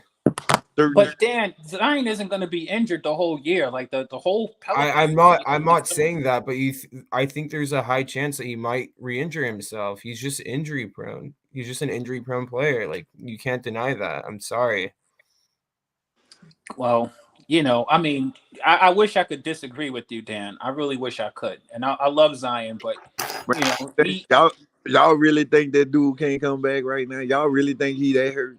No, I think he could come back. But I think he can come back. I'm not saying that, but I can't disagree with Dan's point, though. I can't disagree. When Dan calls him injury prone, I can't dispute that. That's all I'm saying. I think he can come back. I have confidence in Zion. I don't even think that Zion's even hurt that bad. But he's not. Them people working on the trade, man. You got to play the players to get the trade, man. Listen, in 2019, he played like 25 games, and the next year he only played like 60 games, and then last season he didn't play. I mean, in this season he's injured again. I mean, I don't know, man. Dan, let me ask you a question. How do you feel about because you're a Lakers, I could tell that you're a real hardcore Lakers fan, and Dex might pop up here sooner or later. He's a Lakers fan also. In fact, T was on earlier. He's a Lakers fan. So there are some Lakers fans we have in our family over here. But Dan, let me ask you a question. How do you feel about Russell Westbrook, and how do you see this playing out? Mind you, this is Russell Westbrook's last year on his contract. He's one of the highest paid players this year in the league. And, I mean, at some points it looks like he's a very important part of the Lakers, but I know that Lakers fans usually aren't really high on him. How do you feel about Russ, and where do you see him fitting in, or do you see him fitting in for the future for the Lakers? Overall, I would say Russ is pretty inconsistent. I mean, just given some games he plays pretty well, then some games he had just plays with no IQ whatsoever. Obviously, I do not think he's part of our long-term future. I don't know what team is willing to give him that salary or that contract that he's requesting, but I don't feel like he gels well with the Lakers squad right now. I mean, I feel like he belongs on a team that doesn't really have any star players. I feel like maybe going back to Houston, potentially showing that those guys how to pass the ball. Going back to the Wizards even. I mean, they have an empty point guard spot, and he played well with Bradley Beal. But realistically, I mean, I just don't want him on my roster anymore. I think he has a low IQ. I think he just doesn't play well. I mean, he's coming off the bench and he's averaging 3.5 turnovers. That's like 7th in the I'm league. crying about Russell Westbrook's turnovers. You got the historic all-time turnover leader on your team. That's the problem with having Russell Westbrook and LeBron James on the same team. They both turn the ball over. But what about your free throw percentage? When you're shooting 66% from the free throw line, like, give me a fucking break, bro. Talking about two dudes who do the same thing, man. They both turn the ball over, and they're both terrible from the free throw line. Yeah, I don't think LeBron's terrible from the free throw line. He's averaging. He's shooting the same percentage as John Morant right now. You watched the game tonight. You watched the game tonight, right? I did. All right, and you saw him miss. You saw him miss when he got to the free throw line. I'm sure, right? Okay, he missed. Dude, we're bound to lose either way. Doesn't matter. Look, man, I'm gonna share something with you. This is the thing that I have issues with this generation of basketball in a certain sense because, when you play, the Lakers have a hard time winning close games. We could both agree on that, right, Dan? 100%. All right, now you could win some of those games, and the free throw line has never changed. Free throw line, if you're going to be a high usage basketball player, Russell Westbrook, LeBron James, any of these dudes, if you're a point guard or call yourself a point guard, you need to be able to hit some freaking free throws, bro. Because the reason why y'all lose a lot of those close games is all of them free throws you giving away. Going to the line and then missing them, shooting 70% from the line as a dominant ball handler, that's unacceptable. It just is, to be quite honest. You can say the same thing about Luka. I mean, he's shooting worse from the line than LeBron. Yeah, he is. I agree with that. Yeah, that don't make no sense. How these dudes shoot and can't hit a free throw. Something wrong with that. Yeah, and that's what I'm saying that in general. That's one of the things that's Luka's in the same. I'll say the same thing. Luka sometimes loses, like in the playoffs. That stuff comes back to bite you in the behind. You got to hit your free throws because missing free throws could lose you the game. And you might think like, well, we only lost by 1, we lost by 2. Then go back and take a look at the free throw picture, and I promise you could see that, man, we would have won this game. We would have just hit a couple of free throws, and nobody's contesting those shots. Those have never changed. So that's, to me, is part of a high IQ basketball. You didn't ever see Magic Johnson missing free throw lines and blowing games on the free throw line. You never seen that. You didn't see Isaiah Thomas doing that. There's a lot of players I could show you. There's dudes that, you could wrap it up if you get to the free throw line. If you get, a Steph Curry or a Reggie Miller on the free throw line, forget about it. You might as well just pack up your stuff and go home. You know what I mean? Like, they give away a lot of buckets unnecessarily. And that combination, like, the Lakers are one of the worst free throw shooting teams in the league. That's false. All right, where do they fall into the? I think we're 15th. I think we're just in the worst free throw shooting team is the Grizzlies by a mile. Oh my goodness, yeah, they're also a terrible free throw shooting team. You're right. I just watched them play the other day, man. They are a disgusting free throw shooting team too. Well, yeah. I mean, if they're 15th, then they're doing better than I thought. I thought that they was at least in the top 5. For the worst, we're actually, we're 15th exactly. I just looked it up. Memphis, Milwaukee, San Antonio, Dallas are the 4 worst free throw shooting teams. That's crazy. But the thing is, they can get to the free throw line. They got dudes who attack the rim. It's just that they suck at hitting free throws. Like, and the thing is also for me, I watch, because the Lakers are such a high profile team. They just have so many games that come on TV. No matter whether I want to or not, I always end up seeing more Lakers games than anybody else. Yeah. I want to ask you, who do you see any like blockbuster trades other than Kyrie? I see plenty. I see OG and all of them. Who you see, Quiz?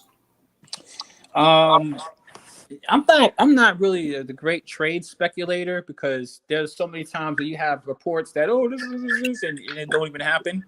I'm more of a I'll believe it when I see it type of dude. But I am interested in seeing. I am definitely interested in seeing. Well, first off, I'm interested in seeing the House of Cards fall apart in Brooklyn, because I seen this coming when they even first announced getting together. I was like, this ain't going to end well, especially when they brought James Harden over there and then traded James Harden for Ben Simmons. I'm interested. The one trade I'm interested in seeing, because I think that the Nets need to trade Ben Simmons. I've been thought that. I'm interested to see if they do something along those lines. Because to be quite honest with you, yeah, that's the dude. The scenario that Dan was talking about for Russ, I think that's the dude who needs to go to his own team and just learn to play basketball again. Other than that, I'm interested in seeing what happens with didn't DeAndre Ayton, didn't he say he wanted out? Yeah, I want to see that too. I'm interested in seeing what happens with that situation. I'm interested in seeing the trade. I'm interested, which I have no idea about Flight. I'm interested in seeing what happens with the New York Knicks. You're speaking my language. I think you guys have some good pieces. I like RJ Barrett, but I think you could use him as leverage. I know how much you love Obi Toppin, but I think that you guys are maybe one player away from really doing something good, doing something big over there. But you probably need somebody who's going to be able to help you guys defensively. And I hate to say it, but Fournier, that ain't it. Y'all need another shooter. Who wants his contract? Exactly. Y'all overpaid him to begin with. He's a Duncan Robinson. He's a Joe Harris. He's on that spectrum, I would say. I mean, if you want to talk about assets, you guys have a lot of picks. You have Emmanuel Quickly, who's I think he's a stud. I think he has a lot of potential, but I don't know if they're gonna be able to acquire OG. I mean, the Raptors seem like they want to fresh young players. I mean, if they give up Obi, I feel like that would be disappointing because I barely got to see him play. I mean, I went to a Knicks Charlotte game and I saw him he posterized who was it? I think it was Kelly Oubre. That was crazy, but I think he has a lot of potential that just hasn't been tapped yet. So let's see. Well, with trades, it's not a matter of who you give away; it's a matter of who you give back. You know what I mean? So, you got to give something to get something. But I think that the Knicks are a good team, or at least they're in a position. The Knicks are 7th in the East right now, and if they want to be competitive, they're going to have to do something. Because unfortunately, I don't think that Jalen Brunson.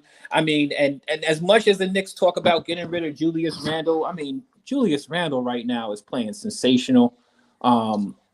I think you just need somebody else over there, to be honest with you. The Knicks look good to me, but the Knicks, they struggle. I talked about the Lakers struggling to close. Your Knicks struggle to close, Flight. Your Knicks struggle to close bad. Y'all need somebody else over there. Pronto. Hey, what I want to say is this. I sent a 3-14 trade. I said this before, but Dan is new. I sent something like that because you got a lot of people who want to be moved, but some teams and some don't have the equitable assets, so they're going to need partners and all kind of stuff. So I expect a couple of teams to get involved, and we see some of these people get moved, and it makes sense. I think everybody going to go where they want to go. Also, I heard that Shai Gilgeous-Alexander isn't the happiest camper over there in OKC either. Oh, yeah, they're not getting rid of Shai. No way, man. No way. I mean, I think he's in MVP talks right now. Yeah, I know, but I think he has 3 years left in his contract or something. I was just looking at his contract the other day. I think he has 3 years left, but is it true or am I hearing things crazy? I'm hearing that he wants. I haven't heard of that one, to be honest. All right, yeah, I don't know. I haven't heard too much on it, but I did hear rumors circulating that he wanted to be moved around. So if that's the case, I'm interested in seeing what happens there. Or they're not in a situation where they're pressed to move him anyway. It's unlike the Kyrie situation. He has years, and you know what I mean. Like, they can keep him. He's young. He's talented. He hasn't even reached his peak yet. Who knows, man? who knows? I think that the Thunder are a team to watch right now. If you look at their roster, it looks like shit. I mean, I'm surprised that they're 12th seed right now, 11th, and I don't know. Once they get Chat, I mean, hopefully, I don't even think they're if the way that they've been playing, I don't think they're gonna be getting a high pick in the draft. So, but you know the reason why they're where they are, which is amazing, because I also was watching them in the rankings this year, and I was like, wow, OKC's playing good, but flowers to Shai Gilgeous-Alexander, man, that guy's been playing, and he has a young team who's on his level, so they're a young, scrappy bunch, and Shai Gilgeous-Alexander, man, I seen him hit several buzzer beaters and game winners. He's putting up numbers as good as anybody in the league right now. I'm surprised somebody isn't trying to go play over there with him. I mean, who wants to be living in OKC? No offense, in Oklahoma. I mean, it's just not a desired location to live. Well, Joakim Noah said that Cleveland is a dump. He never heard nobody say they were going to Cleveland for vacation, and LeBron seemed to play. He not even played there. He went back. So sometimes, I mean, that's just a special exception. I mean, it's LeBron James. Only because he was from the area. Yeah, I mean, you don't see Steph doing that. He had a personal connection to the area. I agree with that. I don't know, man. Is there anybody you're interested in seeing traded, Dan? Yeah, I mean, I want to know if Chris Paul stays with the Suns. I want to know what happens with Charlotte. I want to know what happens with John Collins as well. John Collins said he wants to go play in Brooklyn, but after what just happened, I don't know if he wants to go there now. Brooklyn is a disaster. I mean, they got Cam Thomas, bro. I've been watching him, and he's just a walking bucket, man. Yeah, that's what I'm saying. They got talent over there. They don't fucking play him, bro. Brooklyn has some talent over there. I mean, there's a couple of players over there that I like. Cam Thomas, Seth Curry is still good money. I thought Royce O'Neal was a good pickup over there. Yeah, Claxton's playing much better. I like the Japanese dude. That Japanese dude is Watanabe. Yeah, man, I like him. Every time I see him on the court, I like him. He brings good energy. He has a solid outside shot. You know what I mean? And he's willing to do the scrappy stuff that you need to win. At the end of basketball games, that guy is going for it. He's just not letting balls just fall by the wayside. I like that guy a lot. They also got Royce O'Neal. Yeah, I just mentioned him. Yup. Yeah, he's pretty underrated too. I would take him on my roster. So I mean, the Nets have a couple players over there. It's not like the Nets have a bunch of bums, and they get good economy out of those dudes who are coming off the bench. I just think that they have players they can move around. Like, I think that they have overkill at that. I think they have overkill between the Patty Mills and the Joe Harris and the Seth Curry. I think that Seth's the best one out of the bunch. They can move one of them other guys around and just get some better players. And they might have to, because it looks like the bridge is over there. I mean, I can't see KD wanting this. KD's going to say, KD already said to move me, and I'm guaranteeing he's going to say that again at the end of the season, right? 100%. I honestly can see them make a push. Maybe trading for Zach LaVine, potentially acquiring Zach LaVine and Nick Vucevic. Maybe some first round picks for KD, but I don't know. I don't know where KD wants to go. Maybe going to Washington potentially. I think all these. See, this is the problem I have. I was explaining this to KMT, and I was like, I think the commissioner is going to have to eventually come in and do something. And they have a new collective bargaining coming up too, I think next year. So I think that they're going to have to figure. Like, I'm all for player empowerment. And I definitely am not a big fan of. I think that the teams have too much power as it is. But everybody wanting to play on the same team, man. They got to. If you want to leave, I just don't think you should be able to just say, hey, you can. I think you could make a list, but just saying, hey, I'm not playing any basketball unless I go here. Like, you know what I mean? Like the spoiled kid who's going to kick the ball over the fence. You know what I mean? Like, I don't know, man. I don't know how I feel about that all the time. Yeah, I feel you, bro. I feel like players, to a certain extent, I feel like they have much more leverage than they need. It's not than even they that need, I'm cool man. with them. I'm cool with them having I mean, leverage. You know what I mean? you go back to the But y'all ODing now. yeah. It I'm sorry to cut you off. It just got out of hand right now. I don't want to see. Listen, I you know, the Warriors pulled that off with KD one time. Like, all right, cool, but like, come on, man. I just don't want to see, you know, a league with just one team or two teams. You know what I mean? Like there's so many good players in good places. I mean, like the Mavericks, you know what I mean? Like there's a bunch of teams, you know, that, hey man, spread some of this wealth around, or let's I mean, there's more than enough talent to go around in the league. I just don't see why everybody has to pile up on one team. And where are these guys coming up with all of the money to pay all these? I mean, you know, dudes is paying 3 dudes 140 million a year. Like, I didn't even know that they were able to do that until recently. Tax luxury. Yeah. Because they don't mind paying a luxury tax. The rich teams don't mind paying a luxury tax, right? Like Golden State, like the Clippers. That's why Steve Ballmer is probably pushing for this Kyrie trade, because he doesn't give a fuck. Right. I'll pay the money. You just want to see a championship, and realistically, I don't think the Clippers are championship contenders, even with Kyrie.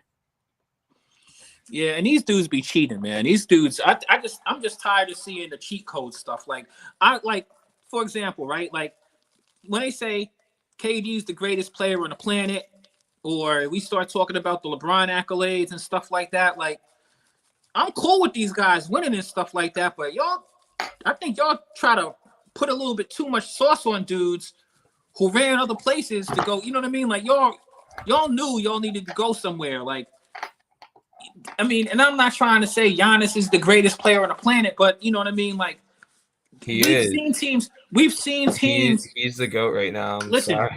We've seen teams two-peat. We've seen teams three-peat. That means it can be done. If you're so great, then let players come and play with you. You don't need to go run and pile on the dudes who have 70-plus win seasons and stuff like that to win, and then want me to sit around and then lavish over you like you've made great accomplishments. And then after, when you leave these situations like KD and Kyrie, you've never done anything else since. So, I mean, if you want to prove yourself to me to say, hey, I deserve to be spoken of on this high accolade or this high Mount Rushmore of people, which I'm all cool with, then come out there and prove it and do something. But when it doesn't work out, then you're going to tell me, well, I want to run back to the Golden State Warriors, or I want to run and go play with LeBron and Anthony Davis and stack the deck. Come on, man. Come on, guys. Seriously. I mean, I gotta say, but in comparison to last year, I feel like teams are much more like evened out. No, I agree. Because like even the last year was ridiculous, bro. It was. This year is better because I think that this made teams want to compete better. For example, like the Hawks got DeJounte Murray to go with Trae Young. You know what I mean? That made them better. Yeah, the Cavaliers. Malcolm Brogdon, which is fucking like, honestly, Malcolm Brogdon was so underrated, man. I was shocked. I remember seeing that trade, and I was just like, damn.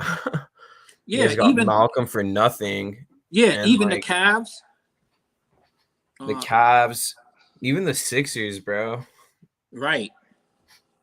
But I'll be honest with you. I mean, that's the reason why if Joel Embiid wins over there, we're gonna have to put a lot of respect on his name, you know. And I like Joel Embiid, and I like Joker.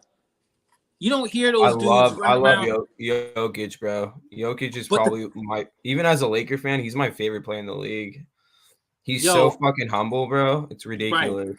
But you see, the thing is that those dudes, they make me feel good about cheering for them, because you don't hear them running around talking about, I need to go somewhere and play stack the deck. I'm not going to play unless I'm playing with the freaking Golden State Warriors. You know what I mean? Like, yeah, I like the fact that I like the journey, man. You know, part of I like the journey when you see these dudes and Luka also. I like dudes who go through the fire, and I think that people would want to play with people who are great players. You know what I mean? Like, let people want to come and play with you. Yeah, 100. I agree with you 100%. Like, I know, like Sacramento, for instance, it's just like it's crazy how much they've blossomed, and they got a nice team. They got a nice looking team. I mean, De'Aaron Fox. Hey, Sabonis. you know who else? You know who else? Memphis. Memphis is looking good too. Yeah, I mean, I feel like because of Steven Adams, he's just, man, like he's just like an offensive rebounding king. Like, yeah, I've never seen such a thing. But yeah, I mean, once he comes back, they're gonna look super good. I like in the beginning of the season, I thought that they can win it all, but I don't know. I don't know about that yet with them. I was talking about in the beginning of the season, maybe like the first 15 games or so. I think problem with them. The problem with the well, it's not that I don't think that they can win. I just think it's going to be a tough journey for them, because in the playoffs, first off, one thing I got to be honest with you, that dude Desmond Bane is a freaking beast. Also, Jared Jackson Jr. he's one of the best shot blockers in the NBA. Like, seriously, that guy is. I need to see more, huh? Jared Jackson, Flight, just so you know, if you go take a look at the. I didn't say he was trash. No, if you go take a look at, he just made the All-Stars. He's an All-Star, bro. Yeah. Good time.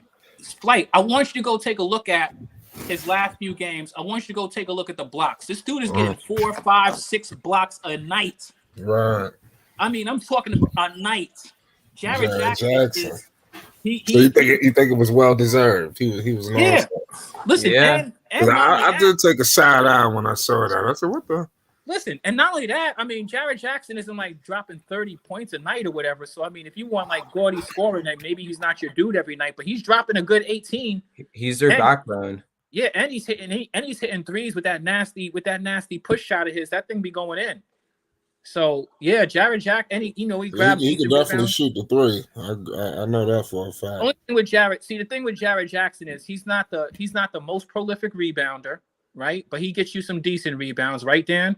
But yeah, I mean, I think he's also like a three-prone player as well. I mean, he's missed he's a player. He's a defensive player, Flight, and he's one of the best shot blockers in the entire NBA. I'll put money on that. Yeah, that's facts. I mean, yeah, between him, AD, Nick Claxton, Brook Lopez, he's up there, top 2, maybe even number 1. Yeah, some of those guys are good. Nick Claxton's having a great year. He's playing way better than I thought. I fucking knew it, bro. I saw it all along. What made you think that? Because I think Nick Claxton is a little light in the ass, but he's stepped up and played big this year. I respect Nick Claxton. But you know the thing I like about Nick Claxton? Nick Claxton has heart. I always liked that of him, even when he was, even last season and the year before. I think that Nick Claxton has a lot of heart. I like him. Yeah, I mean, look at his field goal percentage as well. He's like shooting what, like 70%, more than 70%. Yeah, damn. But this is part of that high IQ basketball stuff I was talking about, Dan. I mean, like, look, you're not going to have low percentages when most of your shots are freaking 2 feet away from the basket and you're dunking most of them. You know what I mean? Like, he goes hard to the hole. Period. He doesn't waste time shooting shots that he's not going to hit. You don't see him wasting time trying to shoot, from the top of the key and from far out places. Most of his shots are right near the rim. You know what I mean? He doesn't waste his time trying to do things that he can't do. You know what I mean? He takes shots that he can hit. Usually they're pretty easy shots. You know what I mean? So yeah, he has a phenomenal field goal, and that's what I want to see out of a big. I don't like seeing bigs. Just, their whole game is shooting threes. That bothers me a little bit. Yeah. I mean, I feel like he kind of resembles like old school basketball center versus a modern day center. He's just a hustler in general, man. If you look at him, given the fact that he was also the last pick back in I think it was like 2019. Yeah, he was the last pick of the second round. Like, you don't really see too much of those guys out there. How do you feel about my man from the Knicks? What the heck is that dude's name? Not Obi Toppin, the center over there. Mitchell Robinson. Yeah. I'm interested in your perspective on Mitchell Robinson. Dan. I think, man, like again with other than his injuries, I think he's solid, bro. I would take him on my team any day. I mean, he's just like another version of. I think he's a better version of Steven Adams. I mean, he's a rim protector. He can beat on the ball. Steven Adams, that's a high praise. Yeah, I think he's a much better shot blocker than him. I don't think he's a better rebounder than him, but I think he's a better scorer, better free throw shooter. I'll agree. I'll agree with all of those because Steven Adams is not an offensive player. He just doesn't get too much ball possession, which it's not really his fault. Like, you have Randall and you got RJ Barrett and Brunson on the team shooting. I mean, you don't really expect to. From my perspective, all of his shots have been from rebounding most of the time. Yeah, I think without him, I don't know if I think the Knicks really need him back ASAP, but I think he's about 4 weeks. I'm about to fleece my fantasy basketball league because somebody dropped him while he's injured, so I'm gonna pick him up and throw him on my IL. I've already got it all lined up in the crosshairs. Stash him. Man, the Lakers tripped out, man. That's all I can tell you. Yeah. How do you feel about Mitchell Robinson? Like, you're a Knicks fan. Yeah, man, I like Mitch. Mitch doing this thing. Why? Somebody want him? Money making Mitch. I mean, I want him. Shoot, I got selfish interest. I'm asking about this question. I've been trying to figure out what's your team? The Knicks. No. I mean, I like the I like the Hornets. We mess with the Hornets here. The Bulls to a certain extent. You know, the Ball family. You know, to be honest with you, what's your thoughts on Lonzo Ball and LaMelo Ball? Bro, I love Lonzo. I was so fucking pissed when they traded him. I was devastated, actually, as a Laker fan. I saw so much potential in him. And I knew he was a great defensive player. I've been just analyzing him. He has a great IQ. He's a team player, and that's exactly what the Lakers need. He's a team player. He made steadily improvements on his shot. I mean, it's coming into the league and then rearranging your entire shot in one season. I agree. You got to give him props, and I think he's very underrated, just as a player. Yeah, I mean, it sucks what happened with his injuries. I mean, there's no doctor that can really diagnose his degree of his injury, but we'll see, man. We'll see if he's going to be able to recover because there's no answers. Yeah, well, unfortunately, he's injury prone at this point. We just got to call it what it is. But other than that, he's a great. I love him. Yeah. I think the Lakers made him. I was just speaking about earlier before you popped on. I think that the Lakers made a major mistake letting him go. I thought they made one of the things the Lakers made mistakes on is who they decided to keep and who they decided to let go. Think about it. They held all the way out for THT, who is trash. Of all of the dudes that the Lakers had, he had maybe a couple of good games where he flashed like he was something, but all those dudes were better than him. If you think about it, it's just like you got Randall, you got Clarkson, you got Zubac, you got fucking Ball, Ingram, Larry Nance Jr. on top of that. That was the dumbest trade, man. That was so fucking dumb. Yeah. You sent over Jordan Clarkson and Larry Nance for IT. Yup. I agree. I remember reading that from I was walking back from class and I was like, oh shit, Lakers just got IT. But at the same time, I was like, bro, IT. I mean, they did him dirty in Boston, but It's not the same IT. He's not even in the league anymore. There's a reason. Man, damn, bro, you've been following the Lakers for a minute, huh? I've been a diehard Laker fan since probably 06, 07. I mean, I'm 23, so.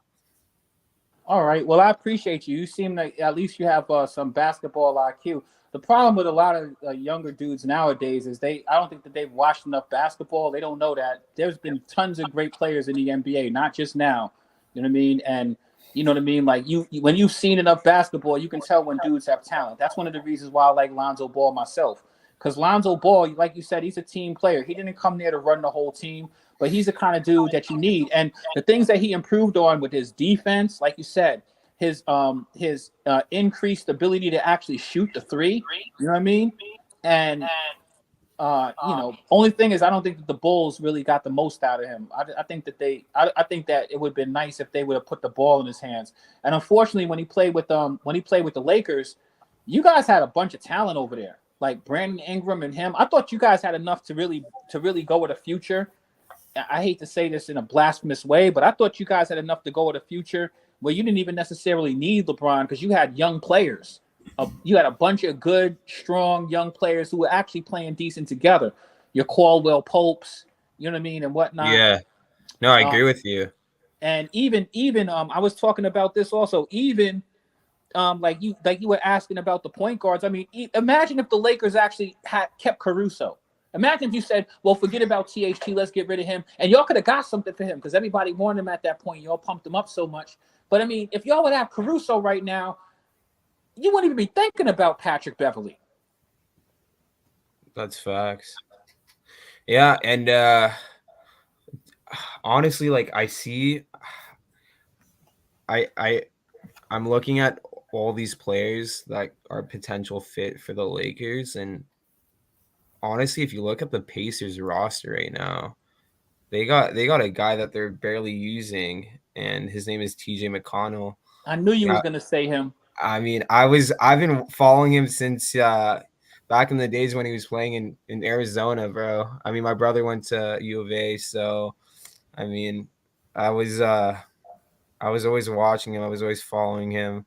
Always admire his style of playing. He's a fucking dog too. I know Flight right now is trying to figure out who the hell are y'all motherfuckers talking about. Hold on, say it one more time. I was talking about TJ McConnell. Of course, I know who the hell TJ McConnell is. All right, he's a 50-40. He's a 50-40. Do I know everybody? All right, Flight, you impressed me, man. I didn't know you knew who that dude was. TJ McConnell. He used to play for the Sixers. Yeah. TJ McConnell's all right, man. Yo, I'm gonna be real with you. Now? He's on the Pacers, no, bro. Of course I know who he is. He's just sitting there taking up he's space. Underrated as fuck. But listen, when they had when Halliburton went down, they was running with that little young the rookie that they had over there, man. They let TJ run, man. TJ was getting busy. Hey man, everybody, hold on. Sorry to interrupt. Everybody hit the like button. Everybody, man, definitely feel free to support Flight Sports. Hit the super chat. Support us in the Cash App. We should be doing big things this year, man. Be a part of the change. It's Flight Sports. Go ahead, Dan. You was talking about your TJ McConnell. You think that he'd be good for the Lakers? I think he'd be a perfect fit for the Lakers, man. I mean, he's definitely an upgrade from Pat Bev. He's much younger, great shooter overall, great passer, has a high IQ. He's a hustler, man. I mean, it's exactly who the Lakers. I think he's just like a better version of Alex Caruso. In my opinion, he just barely gets any minutes. He's averaging 16 minutes a game. Give him 25, give him 29. Look at his numbers and look at his efficiency. He's a much better offensive player than Alex Caruso for sure. But defensive as well, bro. You think so? I'm not sure but Alex Caruso's in the top 5 defensive players in the NBA right now. I don't know about that, bro. Me and Zen just got finished looking it up. I was shocked myself. Alex Caruso. I want to see that. Alex Caruso is a good defensive player. 100%, no doubt.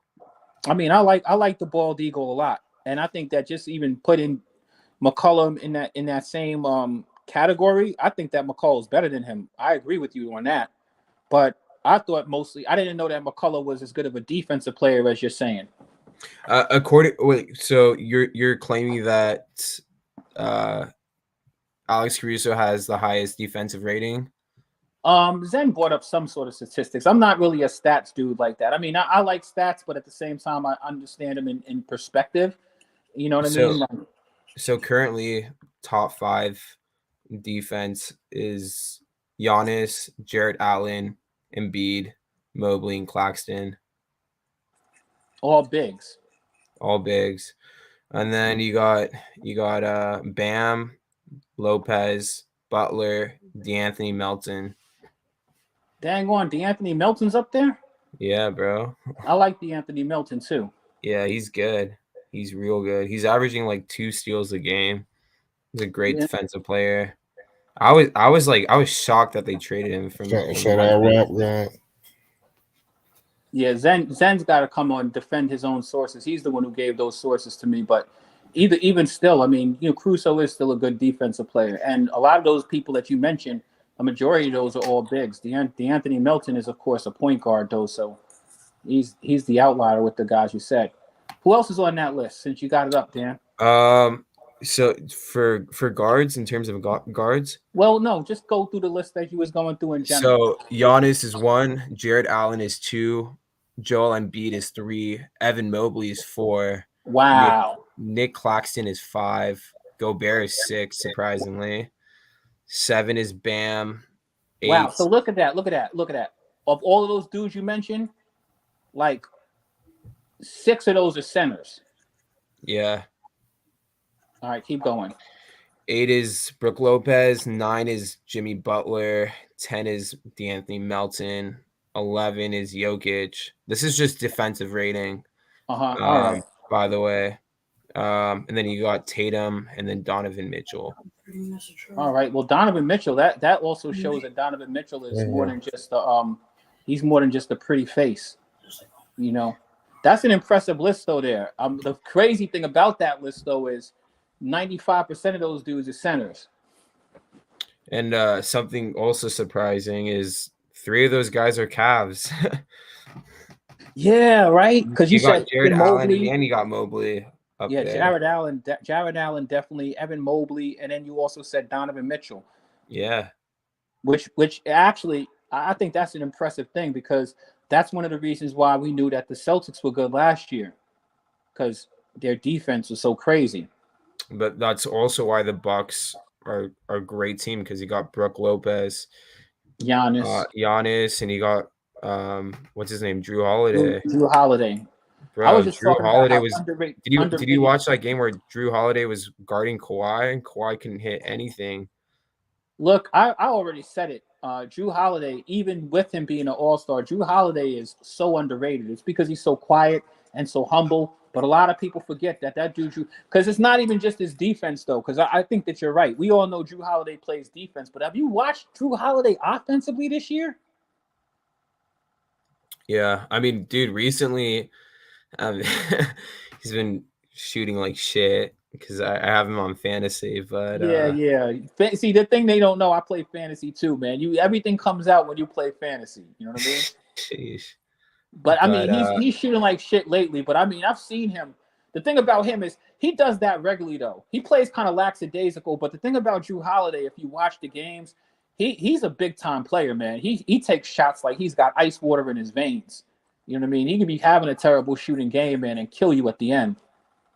He's not scared of the big moment at all. I mean, listen, if the Pelicans kept him. I mean, that would have been nice, but unfortunately they didn't. The Pelicans will be all right. Remember, the Pelicans are doing something different now. Remember, they're using Zion to bring the ball up. Brandon Ingram can bring the ball up. If you remember, you're young, so you don't know.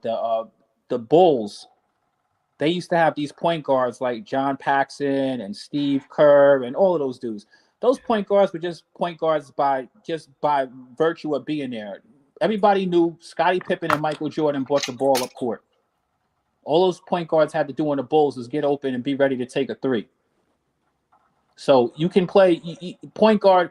I'm not saying that the point guard position is overrated, but when you have certain personnel, the point guard isn't. You don't necessarily need a point guard to facilitate. For example, look at the and this is interesting because even though this team does have a great point guard too, but if you look at like what Joker can run the whole offense himself. He passes the ball great, but then you also do have a Jamal Murray who he plays even better when Jamal Murray is distributing the rock too. But there are teams that can play without necessarily having a traditional point guard. You know what I mean? Like Dan? De'Aaron Fox. You got De'Aaron Fox. You also got that guy on Houston. I forget. Alprin. I don't even know how to pronounce his last name. You talking about Sengun? Sengun, yeah. That Sengun dude is good. He's good. Do you have him on your fantasy team? I do not. Oh man, that's the type of dude that you need to win fantasy. You need to find a dude that's going to have that breakout year that nobody saw coming. You know what I mean? Yeah. Like that dude right there, man. That dude is. I mean, I wish I could get him. Yeah, man. People don't realize how good that Sengun dude is. For people who have history of basketball, there was this dude by the name of Boris Diaw who used to play of course, man. From old Warriors Yeah, back in the day. everybody remember Boris. Yeah, Sengun is like that, but I think he's better than Boris. He gives me Sabonis vibes. But he's different than Sabonis because he has more mobility. He has a lot more mobility. He does. I can see why you say he's like Sabonis, but he got a little bit more. He looks like he's a little bit quicker than Sabonis for sure. Yeah, you got that right. And I mean, he looks like he can. I've seen him like dribble a little bit out the perimeter. Like I don't know. I mean, that's probably a good analogy. To be honest, I mean, I think he's a better defender than Sabonis. Yeah, and he's just like more low key kind of player. He's like a Swiss Army knife type of player. And to be honest with you, shout out to that guy Sabonis. Sabonis is very, very, very, very solid basketball player. The NBA got some decent centers right now. It's just that they don't play traditional center type stuff, but they actually have some pretty good centers, man. Sabonis, all of them dudes you mentioned. All those dudes. Look, when you went through the top defensive ratings, majority of those dudes are centers. Yeah. I was honestly surprised by Brook Lopez, bro. I mean, when he was on the Lakers, I was like, what the fuck are they doing? Like, he does not belong on this squad. He's washed. But then you look at him on the Bucks, and he's drilling threes left and right. He can block shots. I mean, he's not the best rebounder, but he's a great defender. Nah, he's a good rebounder. He just doesn't have like the mobility. No, I think it's because of having Giannis on your team. I was just about to say that. Giannis, he always passes up rebounds for Giannis. Like if you watch him play, he does that regularly. Like because he's boxing out. He's boxing out. That's the thing. And so when you know how to box out, you're gonna grab more rebounds, or the other person's gonna grab more rebounds. So right, exactly. It's either you're gonna get him or he's gonna get him. And the Bucks are a great rebounding team. And he's part of the reason why. Like, and Brook Lopez, don't get it twisted. I'm not sure if you noticed, Brook Lopez he actually started in the Brooklyn Nets now. I think they were the New Jersey Nets when he started over in the Nets. But he used to be a go-to man on that squad. He used to be the main card carrying member of that team. So this is just a later iteration of his career. Yeah. What's your opinions on Terry Rozier? I mean, I like Scary Terry. Some people are scared of him. Like, how do you feel about Scary Terry? Man, they're gonna move him. You know, I mean, I think eventually they gotta let him go. He don't fit the timeline. You know, so they got to make a decision. Yeah. I feel like if I was in the Hornets position right now, I would try getting rid of him, Kelly Oubre, Gordon Hayward. And I mean, I want to see them play McDaniels more. I feel like he's just not getting enough minutes. I'm gonna tell you who they need to stop playing over there. They need to stop playing that Cade Martin, dude. I'm sorry, that dude is certified trash. Also, PJ Washington, bro. He's so Thank inconsistent. you. That He's somebody so finally. inconsistent, bro. I was just I don't saying fuck that. with him at all. Yo, him. Listen, I was talking about the Hornets, and I was like, two dudes. They need to just get rid. This they shouldn't even be getting these minutes. PJ Washington is washed. He is really terrible. I mean, if you look at the numbers he puts up on a nightly basis, it doesn't even make any sense. Why? And he's just not that good. And then and you look, Martin's getting like 30, 40 minutes a night. Why? Yeah, I He mean, does literally nothing. look at last night, for instance. He fucking shot 3 for 15. That And you dude guys is that got dude is like they do have some decent players on their squad. To be honest, like Dennis Smith Jr. I right. think he's underrated as fuck. You got Because Dennis Jalen. Smith plays, he plays when they let him play. Like Dennis Smith Jr. produces when you give him minutes. Yeah. Help me understand. Somebody help me understand why. Because there are two of them. There's Cody. Because honestly, I feel like they're not playing him enough because they don't want to give out more money.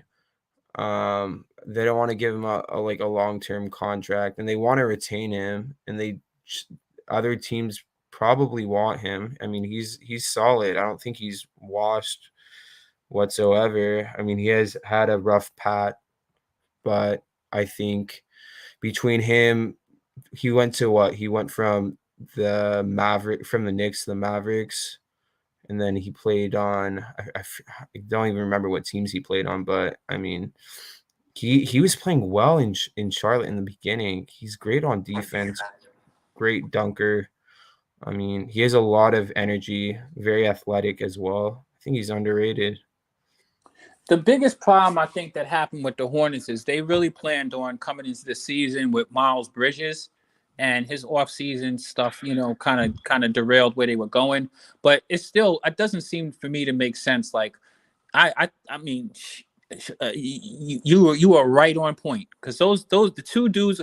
I can live with Kelly Oubre. We all know Gordon Hayward's got to get out of there. I could even live with Terry Rozier, or you can get something for Terry Rozier. We all know that the writing's on the wall with that.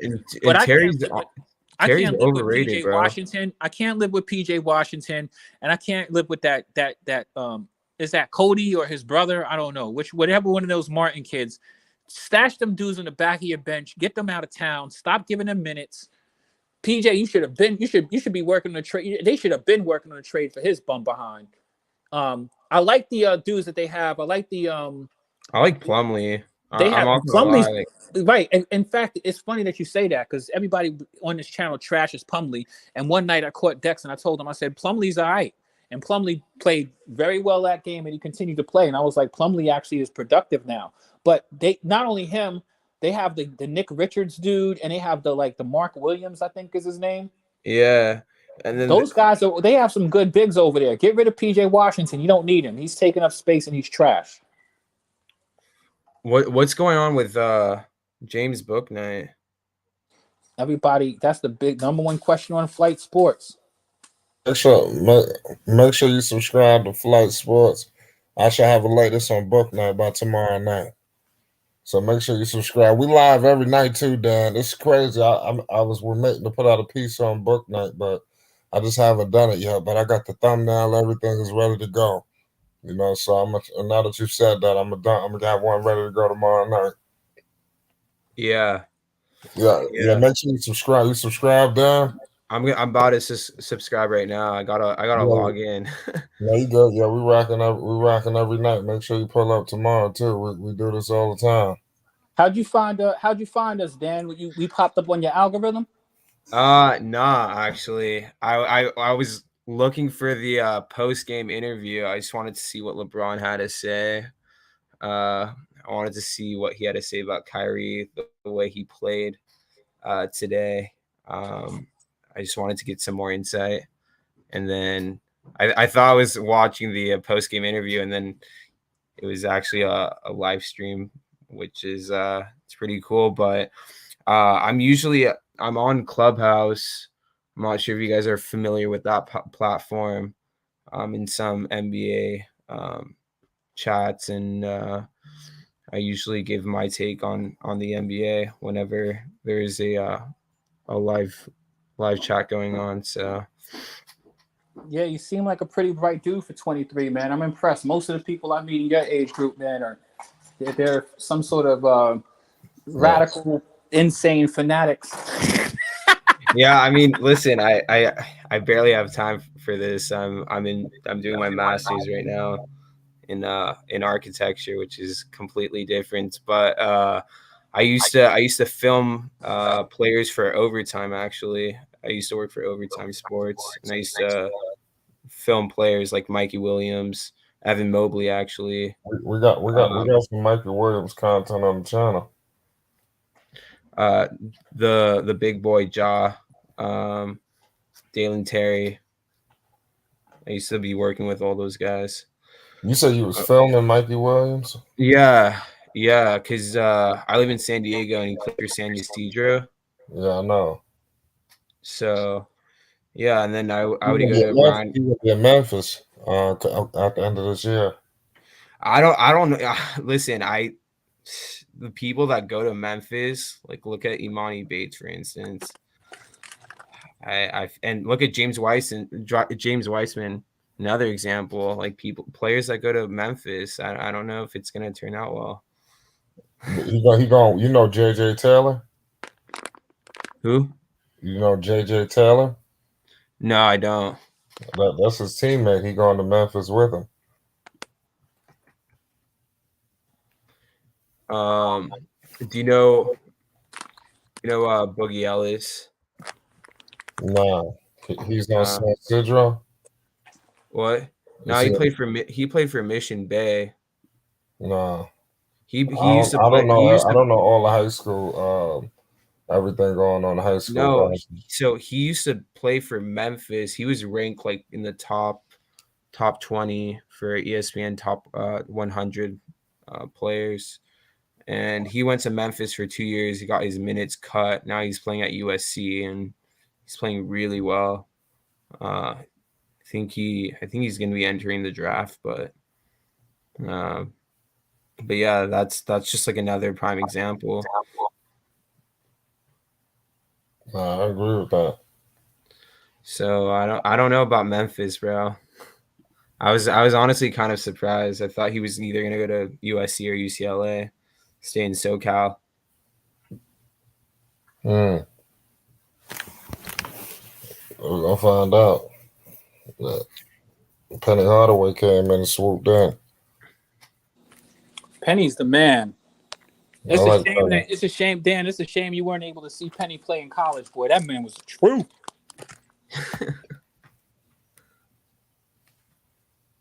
You said this guy Dan is 23? Yeah. Yeah, that's crazy. Yeah, I'm 23. 23 years old. Yeah, but he has very good, sensible takes, man, and understands this game in a way that, you know what I mean? It doesn't seem like he just has like radical takes. You know what I mean? So I like that. I believe that I'm pretty rational. I mean, you can I just state the facts. Well, people nowadays, we're in a narrative driven age where, you know what I mean, you can just create your own alternate universe facts, which some people do. Create crazy arguments. Dan, check it out. I'm not sure if you're familiar. I was telling Flight to check this out, but you should check this out also, because it really gives you good insight on this game and some of the reason why it's so awesome. Charles Barkley has a great interview he just did on All the Smoke with Matt Barnes and Steven Jackson. You should check that out if you get a chance. Just check it out, because he talks about so many different things, like his journey, coming into the league and all of the lessons that he taught, and the reason why it's important to have vets on your team. The thing I find with a lot of young people is they seem to discount that, you need people who've had experience around, because they can show you different things that you might not have seen before. You know what I mean? So I thought it was very important, because he talks about how he came in, and you can literally see how some of the older players really helped him become the person that he eventually was, that he didn't come into the league with. He didn't have certain knowledges or whatever. And, and just the journey that he had, and, The reason why it's just such a beautiful fraternity to be in as an NBA basketball player. And the reason why, we got to respect a lot of these guys, especially these dudes who are Hall of Famers. So as much as we talk crazy about Russell Westbrook, let's not forget Russ is going to be a Hall of Famer. He's has 2 scoring titles in the NBA.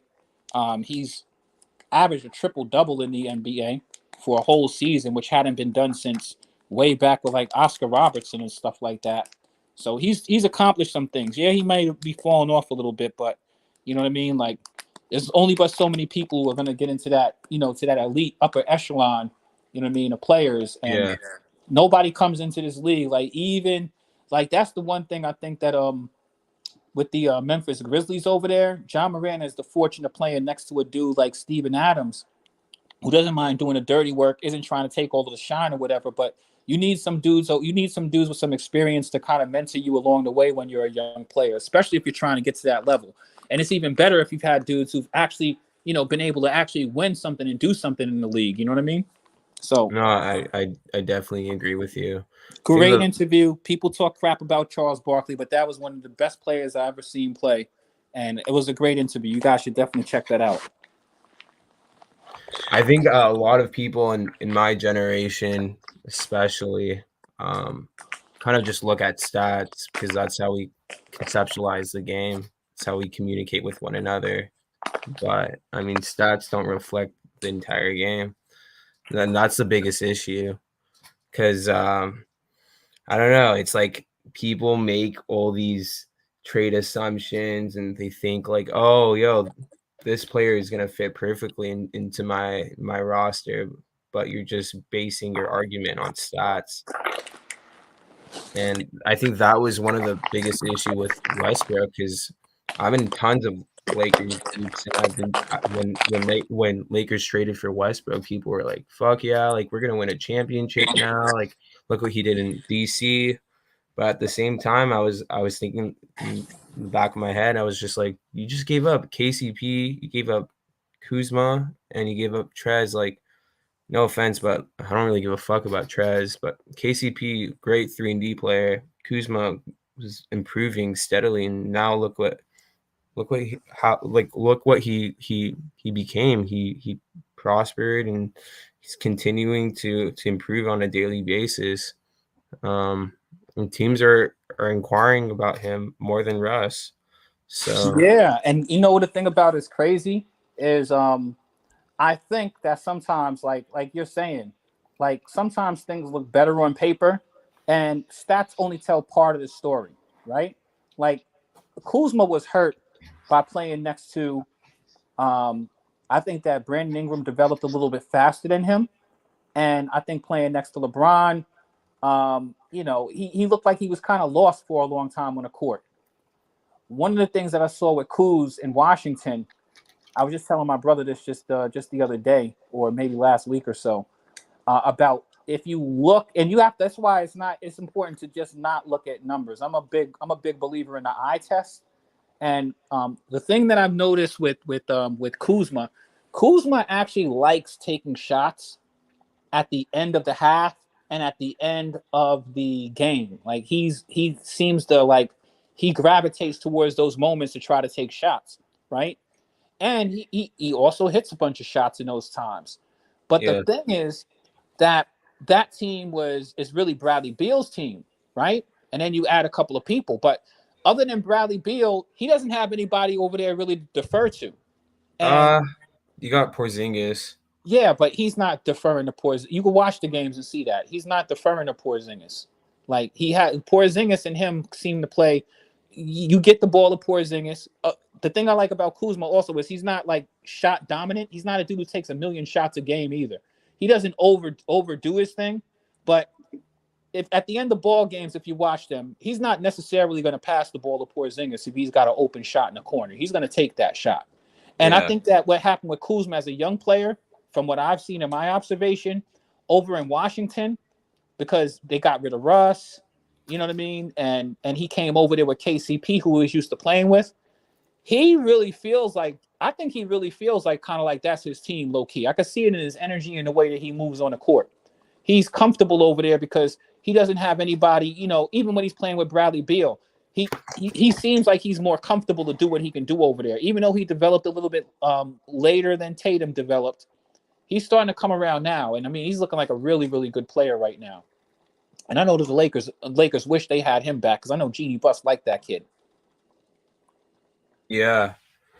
I mean, I feel like it all depends on your environment. If you're playing in big cities, there's more pressure upon you, and you're playing in DC.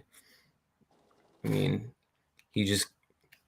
I feel like they enabled him to play his natural game. I mean, right. It's a good situation for him. Yeah, I honestly I hope he doesn't sign somewhere else, because I think that'd be pretty bad for him. But also DC, I don't know how to reconstruct that team, because personally I feel like it's a fucking mess, especially the coaching staff. I feel like there are players that should deserve more minutes than they are receiving. Like Denny, for instance, I think he's a stud. I think he has tons of potential, and I don't know why they're starting Daniel, what's his name, Gafford over him. Yeah. I was just interested about that because Arvida, isn't he he's a small forward, power forward, or is he a power forward center? He's 6'9", bro. He's a 6'9" forward. He can play either position, and he's a great passer. I was watching him in EuroLeague. He was amazing, bro. So you think they should play? You think they should put Porzingis at center and then put him at the forward? Yeah. All right. I was wondering that because they definitely do start Daniel Gafford. And they have Monte Morris at the point guard, bro. No disrespect, but I don't think he's that good. Wow. Yeah, I don't know. I don't think anybody's checking for that dude either. The only people that they're interested over there is and Bradley Beal seems like he's pretty injury prone these days too, because he's also a fucking mess. Like, I can't remember the last time I saw a full season out of that guy. And I don't think he'll ever return to that state. Sometimes it's time to go, man. Sometimes you gotta take it. Sometimes, man, you got a short window in this NBA stuff, man. That's the reason why I think teams should really consider more about paying some of these dudes big money. There's dudes out there who are getting paid way more than they deserve. One of those dudes is Bum Simmons. Can't believe that dude is getting paid as much as he is. He's fleecing everybody to be making that kind of money. And then what about Westbrook, bro? I mean, Westbrook's making $47 million right now. He's the highest paid. I think. What is he, like the second highest? No, paid? I think he's the highest paid player. Listen, Michael Jordan was made $48 million this last year before he walked off. Russell Westbrook is making $1 million less than that. Do you think that Russell Westbrook deserves to get that kind of money? What about John Wall or Chris Middleton? Well, here's the thing. John Wall is getting paid all of that money because so you're 23, right? I'm going to share something with you. There was this dude in the NBA by the name of Allen Houston. Flight knows because he's a Knicks fan. Allen Houston got paid for years, and he just got injured. You know what I mean? Yeah. And they had to pay him. Shoot, I think they was paying him up until a couple of years ago. He was still getting paid. So with John Wall, I don't feel. See, the thing about John Wall is John Wall was worth the money, but then we found out he was injury prone. So he's just a technicality because he can't play because of injury. But John Wall started to come back, and he's played pretty decent, but I don't think that he's going to get that kind of money ever again, you know what I mean? But he might still get another contract depending on if he can actually prove he can play some basketball. So I can deal with circumstances like that. But Russell Westbrook, $47 million. Russell Westbrook handled his business. I'm not mad at Russell Westbrook for getting the money he's getting, but he's not going to continue getting paid like that. There's no way in hell. He shouldn't be the highest paid player in the NBA for a dude. Gordon Hayward. Yeah, exactly. But Gordon Hayward, remember, he broke his leg too, so he was just in this high. That's the reason why. Remember we were talking about Fournier. Yeah, see, those guys got their money up when they could get it. I'm not mad at them, but the problem is now you're stuck because you didn't buy them out. I think some of these teams need to stop playing games and just start buying players out. Buy them out, get them off the books. Stop letting so these guys can retire and walk off into the sunset. What's your take on Fred VanVleet? Do you think he's worth 2 first-round picks?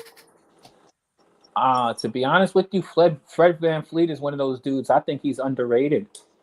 I think Fred Really? VanVleet is one of those underrated dudes. No, he is. I mean, you're a statistics and a numbers dude, right?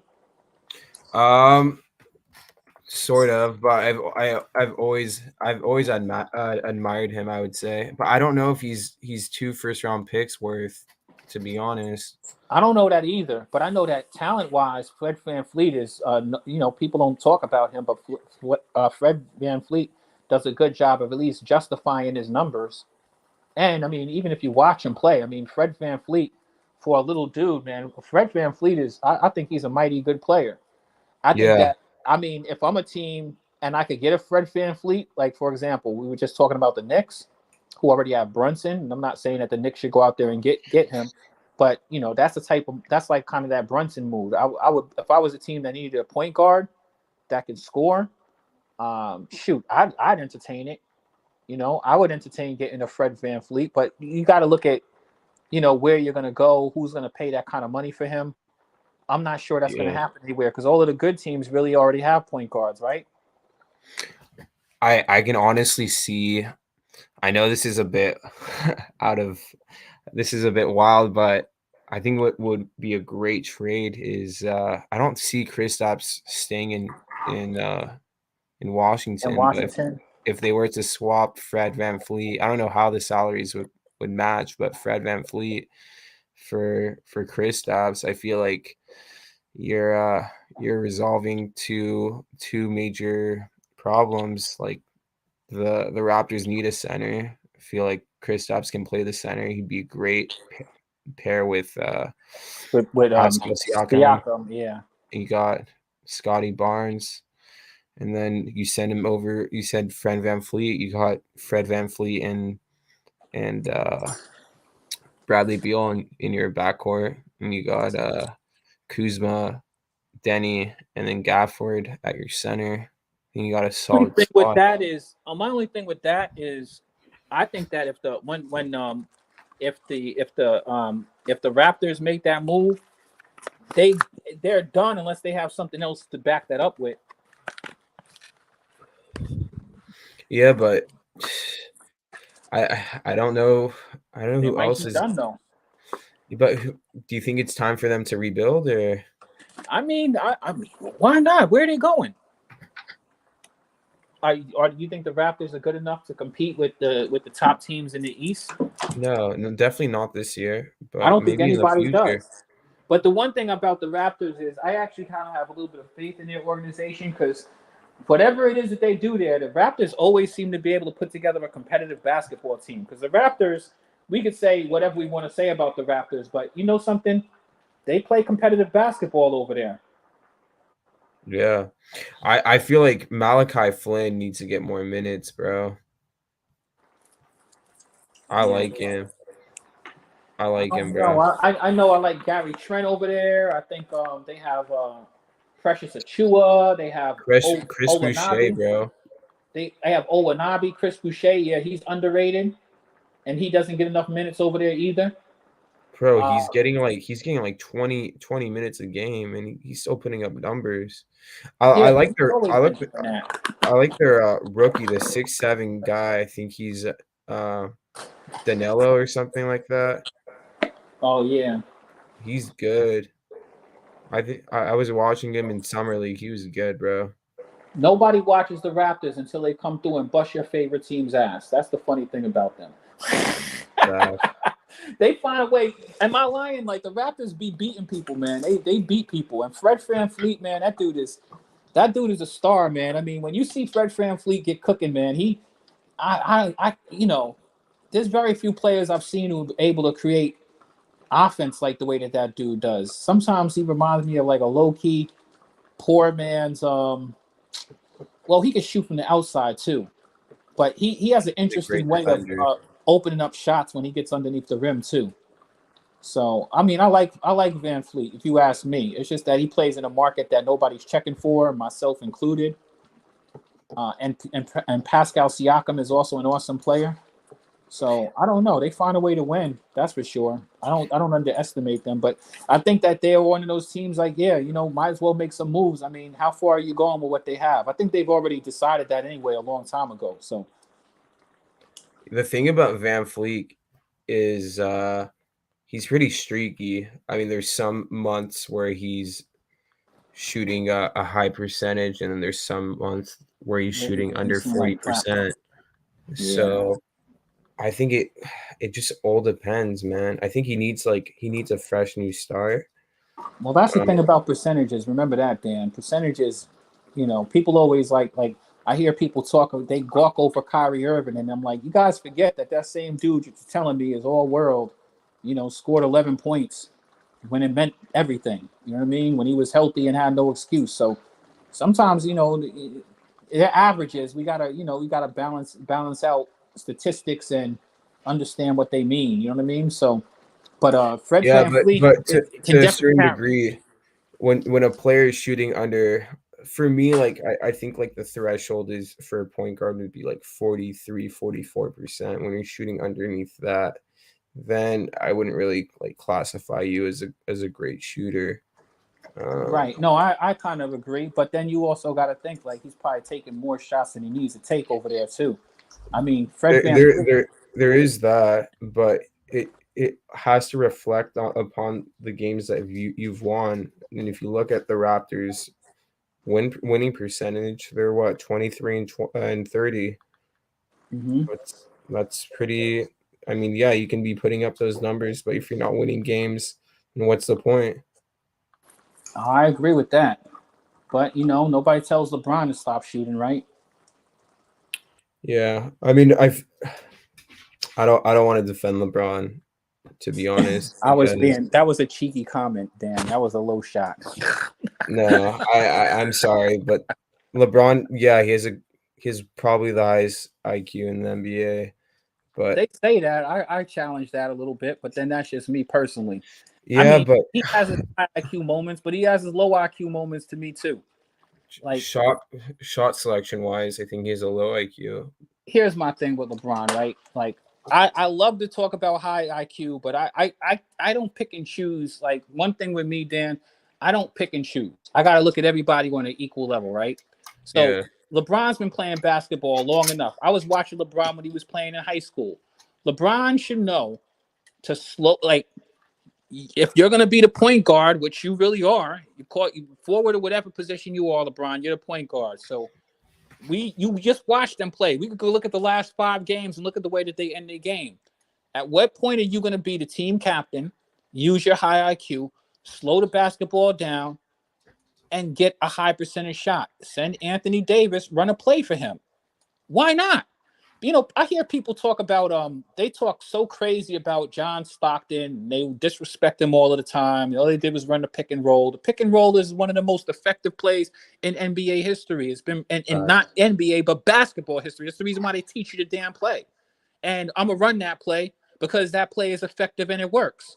And when you look at teams that have successful formulas to winning and you need to win, the playoffs are going to come down to slowing the basketball down. This my turn, your turn, dive to the basket, and we can't figure out who's in control of the team at that point. That's your team captain to control. So that's 1,000% in my opinion, because the person that they're going to give the ball to is LeBron.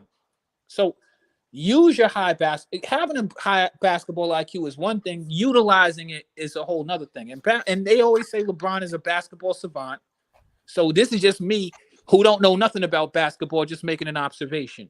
He can utilize that. You have the ball in your hand. You can do that. The Lakers lose, and you're a Lakers fan, and you know what I'm talking about. They don't run no freaking plays at the end of basketball games. They don't. Do you really want AD to shoot the 3, Dan? No. In a possession basketball game, I want to see LeBron go down and post up, or AD post up. Why? Because you're gonna get the bucket and the foul. Period. So I just wish they'd stop playing video game basketball, because they go off of these metrics like, oh, well, I'm a 40% shooter and from 3, but that means 60% of the shots you take out there are misses. Let's look at Nick Claxton. He's taking mostly dunks. That's a high percentage shot. Open some of those up for your bigs. Do that. That's intelligent basketball. You know what I mean? So, I mean, you gotta use your basketball IQ. You can't just tell me that a person has basketball IQ and I continue watching them play low basketball IQ to close out games and they can't figure it out. So I'm just being fair here. I'm not trying to diss anybody because No, believe it or not, LeBron's one of my favorite players in the NBA. He's the only player I followed his entire career and loved him from before he even stepped in the league. And he lived up to a lot of expectations and did a lot of things. But I gotta call it like it is. I can't sit around and lie to you and piss on your leg and tell you it's raining either. You know what I mean? Like it's just the real, and I think it's a fair assessment. yeah, no, I 100% agree with you, especially like today's game, for instance. Jonas Valanciunas was out the second half. I mean, you had Larry Nance guarding you. He's 6'8", you're 6'11". You know how to post up. You know how to get to the basket. It's all you had to fucking do. It's all you gotta do. And see, and that's my thing is because like I'm watching these last few games and I'm always scared when I see Patrick Beverly start getting cooking because you know Patrick Beverly, man, he's uncontrollable. Like you know he plays out of control. You know what I mean? Yeah. So like and he's confident. So he doesn't. They asked him at the beginning of the season what was his bet. They were doing some LeBron celebration for him closing in on the scoring title, and they would say, "What's your favorite LeBron play?" And he mentioned a play with him defending LeBron, which was so ridiculous and lack of class. You know what I mean? Yeah. But that's Pat Beverly. So like, if you're gonna have dudes and you're gonna want to play with these dudes, LeBron, you need to control them. That's all. I mean, you're the team leader, you're the team captain, you're the person that people look at when you lose. So you know what I mean, like. And that's another thing I'm scared of with Kyrie. Not to say I'm scared of Kyrie, but Kyrie has already shown his level of respect for LeBron. Like he's playing nice with him now because he wants to get over there. He wants something. You know what I mean? He doesn't want to play in Brooklyn anymore. You know, it was easier. It's easy to know what you have when it's gone and stuff like that. But he just wants to take the last shot. And LeBron maybe needs that a little bit, but you know, it's your team, LeBron. You got to control stuff over there, man. Seriously. Just use your leadership, use your high IQ, figure out how to get people to rally around you, and you know, play in ways that make some sort of sense and contributes to you guys winning. AD is too talented of a player to be bitching up at the end of basketball games and settling for threes. That's facts. Listen, if Kyrie doesn't get moved to the Lakers, realistically, do you think Russ is going to get traded? I heard either Utah or Charlotte are potential destinations. I mean, I don't even know why Charlotte would want Russ. I mean, you know, that's when I start scratching my head about what are you guys doing? I understand why Charlotte would want Russ because then Just they to move can the money. Yeah, to move the money, unload of some terrible contracts. I mean, get a fresh start. Try to draft Wemby. I mean, they're in the race, and I think that. I mean, but help me understand like how that's gonna. All right, so you get Russell Westbrook, right? Are you gonna do the same thing that you do with Gordon Hayward? Because if you got both of them on your squad, then I'm like, all right. No, what I would say was I would. This is what I would propose. I would propose Terry Rozier, Kelly Oubre, and Gordon Hayward to the Lakers in exchange for Westbrook and maybe Lonnie Walker and a first rounder. All right, but what's Charlotte going to do with Russ? Help me understand what they're going to do with him. I mean, I feel like he kind of fits into that whole like John Wall position. All right, I thought you were going to say when you said fits in, I was already. Let me open my ears back up again. No, he's just there to mentor, especially LaMelo Ball. I think LaMelo has a lot of improvements to do, and I don't know. I feel like the Charlotte Hornets they need a good power forward, a good center, so LaMelo can lob it up to someone. Because right now it's hard. You're right. Like the pick and roll game, I feel like LaMelo would be perfect. You saw LaMelo playing that game in Chino Hills where he would just he would just lob it up, and I think it was to Onekwa Ugwawu. I don't even know how to pronounce his name, but I remember him. I think LaMelo is a talented player. He has so much skill. He's driven. He's also flashy, but I mean, you saw what he's capable of doing, especially last year when Bridges was on that squad. They looked real nice, but I'm gonna tell you what looks real nice. The thing I like about LaMelo right now is LaMelo's playing both sides of the basketball. I just don't think he knows how to win, and I don't necessarily think he knows how to sometimes reel it in a little bit. I just don't know if Russell Westbrook could teach him that stuff because Russ is out of control himself a lot. So that's the only thing about the whole Russ thing over there. I just don't know if Russ is the type of dude you want mentoring a young player. I mean, I think that he's a good vet. I definitely, I was the one who was talking about having veterans and stuff like that. Yeah. But I just don't know if Russ is going to help LaMelo or hurt LaMelo. And also, the next thing is that, I can easily see when you bring Russ over there, LaMelo saying, hey, I don't think you guys know what you're doing, and I want to get the heck up out of here. Nah, bro. LaMelo's locked in. You think so? I think LaMelo's locked in, yeah. He has a great relationship with Michael Jordan. Listen, stay tuned to our channel with all of the people who are behind the scenes with the Charlotte Hornets, because we do it all of the time. You have people like yourself who hang out over there with them, and then I'll give you about a week or so and see if you still feel that way when you're after that. Are you guys gonna do a post trade deadline talk? That's up to Flight. What's up, Flight?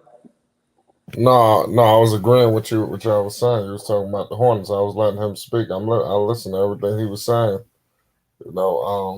It's crazy. Are you gonna do a post trade deadline stream? We'll probably do a stream the day of the deadline. We did it last year. Yep. We did the trade deadline stream. Whenever the deadline, there's gonna be things move. That's probably where you're gonna see the most people move the day of. It might be a big trade deadline this year too. It's gonna be huge. It's gonna be huge. It's gonna be like Black Friday of the NBA. Yeah, there's gonna be some people move. Well, it's either gonna be huge or it's gonna be absolute shit. But we'll see. Because I feel like a lot of GMs are a bit reluctant. Yeah. Well, fellas, it's late for me over here. I'm gonna hop off. Yeah, yo, we're about to shut it down. This was a hell of a night. Dan, make sure you subscribe. Make sure we see you tomorrow. It was a hell of a time talking basketball with you. We can't wait till you engage with some of the other basketball minds we got. We got plenty, man. So you remember the channel, right? Yeah, for sure. I got you guys. I appreciate you guys. All right, Dan. Holla at us, man. It's Flight Sports TV, man. Everybody hit the like button. If you're new, most definitely hit the subscribe button. Flight Sports TV, man. That's my dude. I rolls with him. You heard what the man said. It's Flight Sports TV.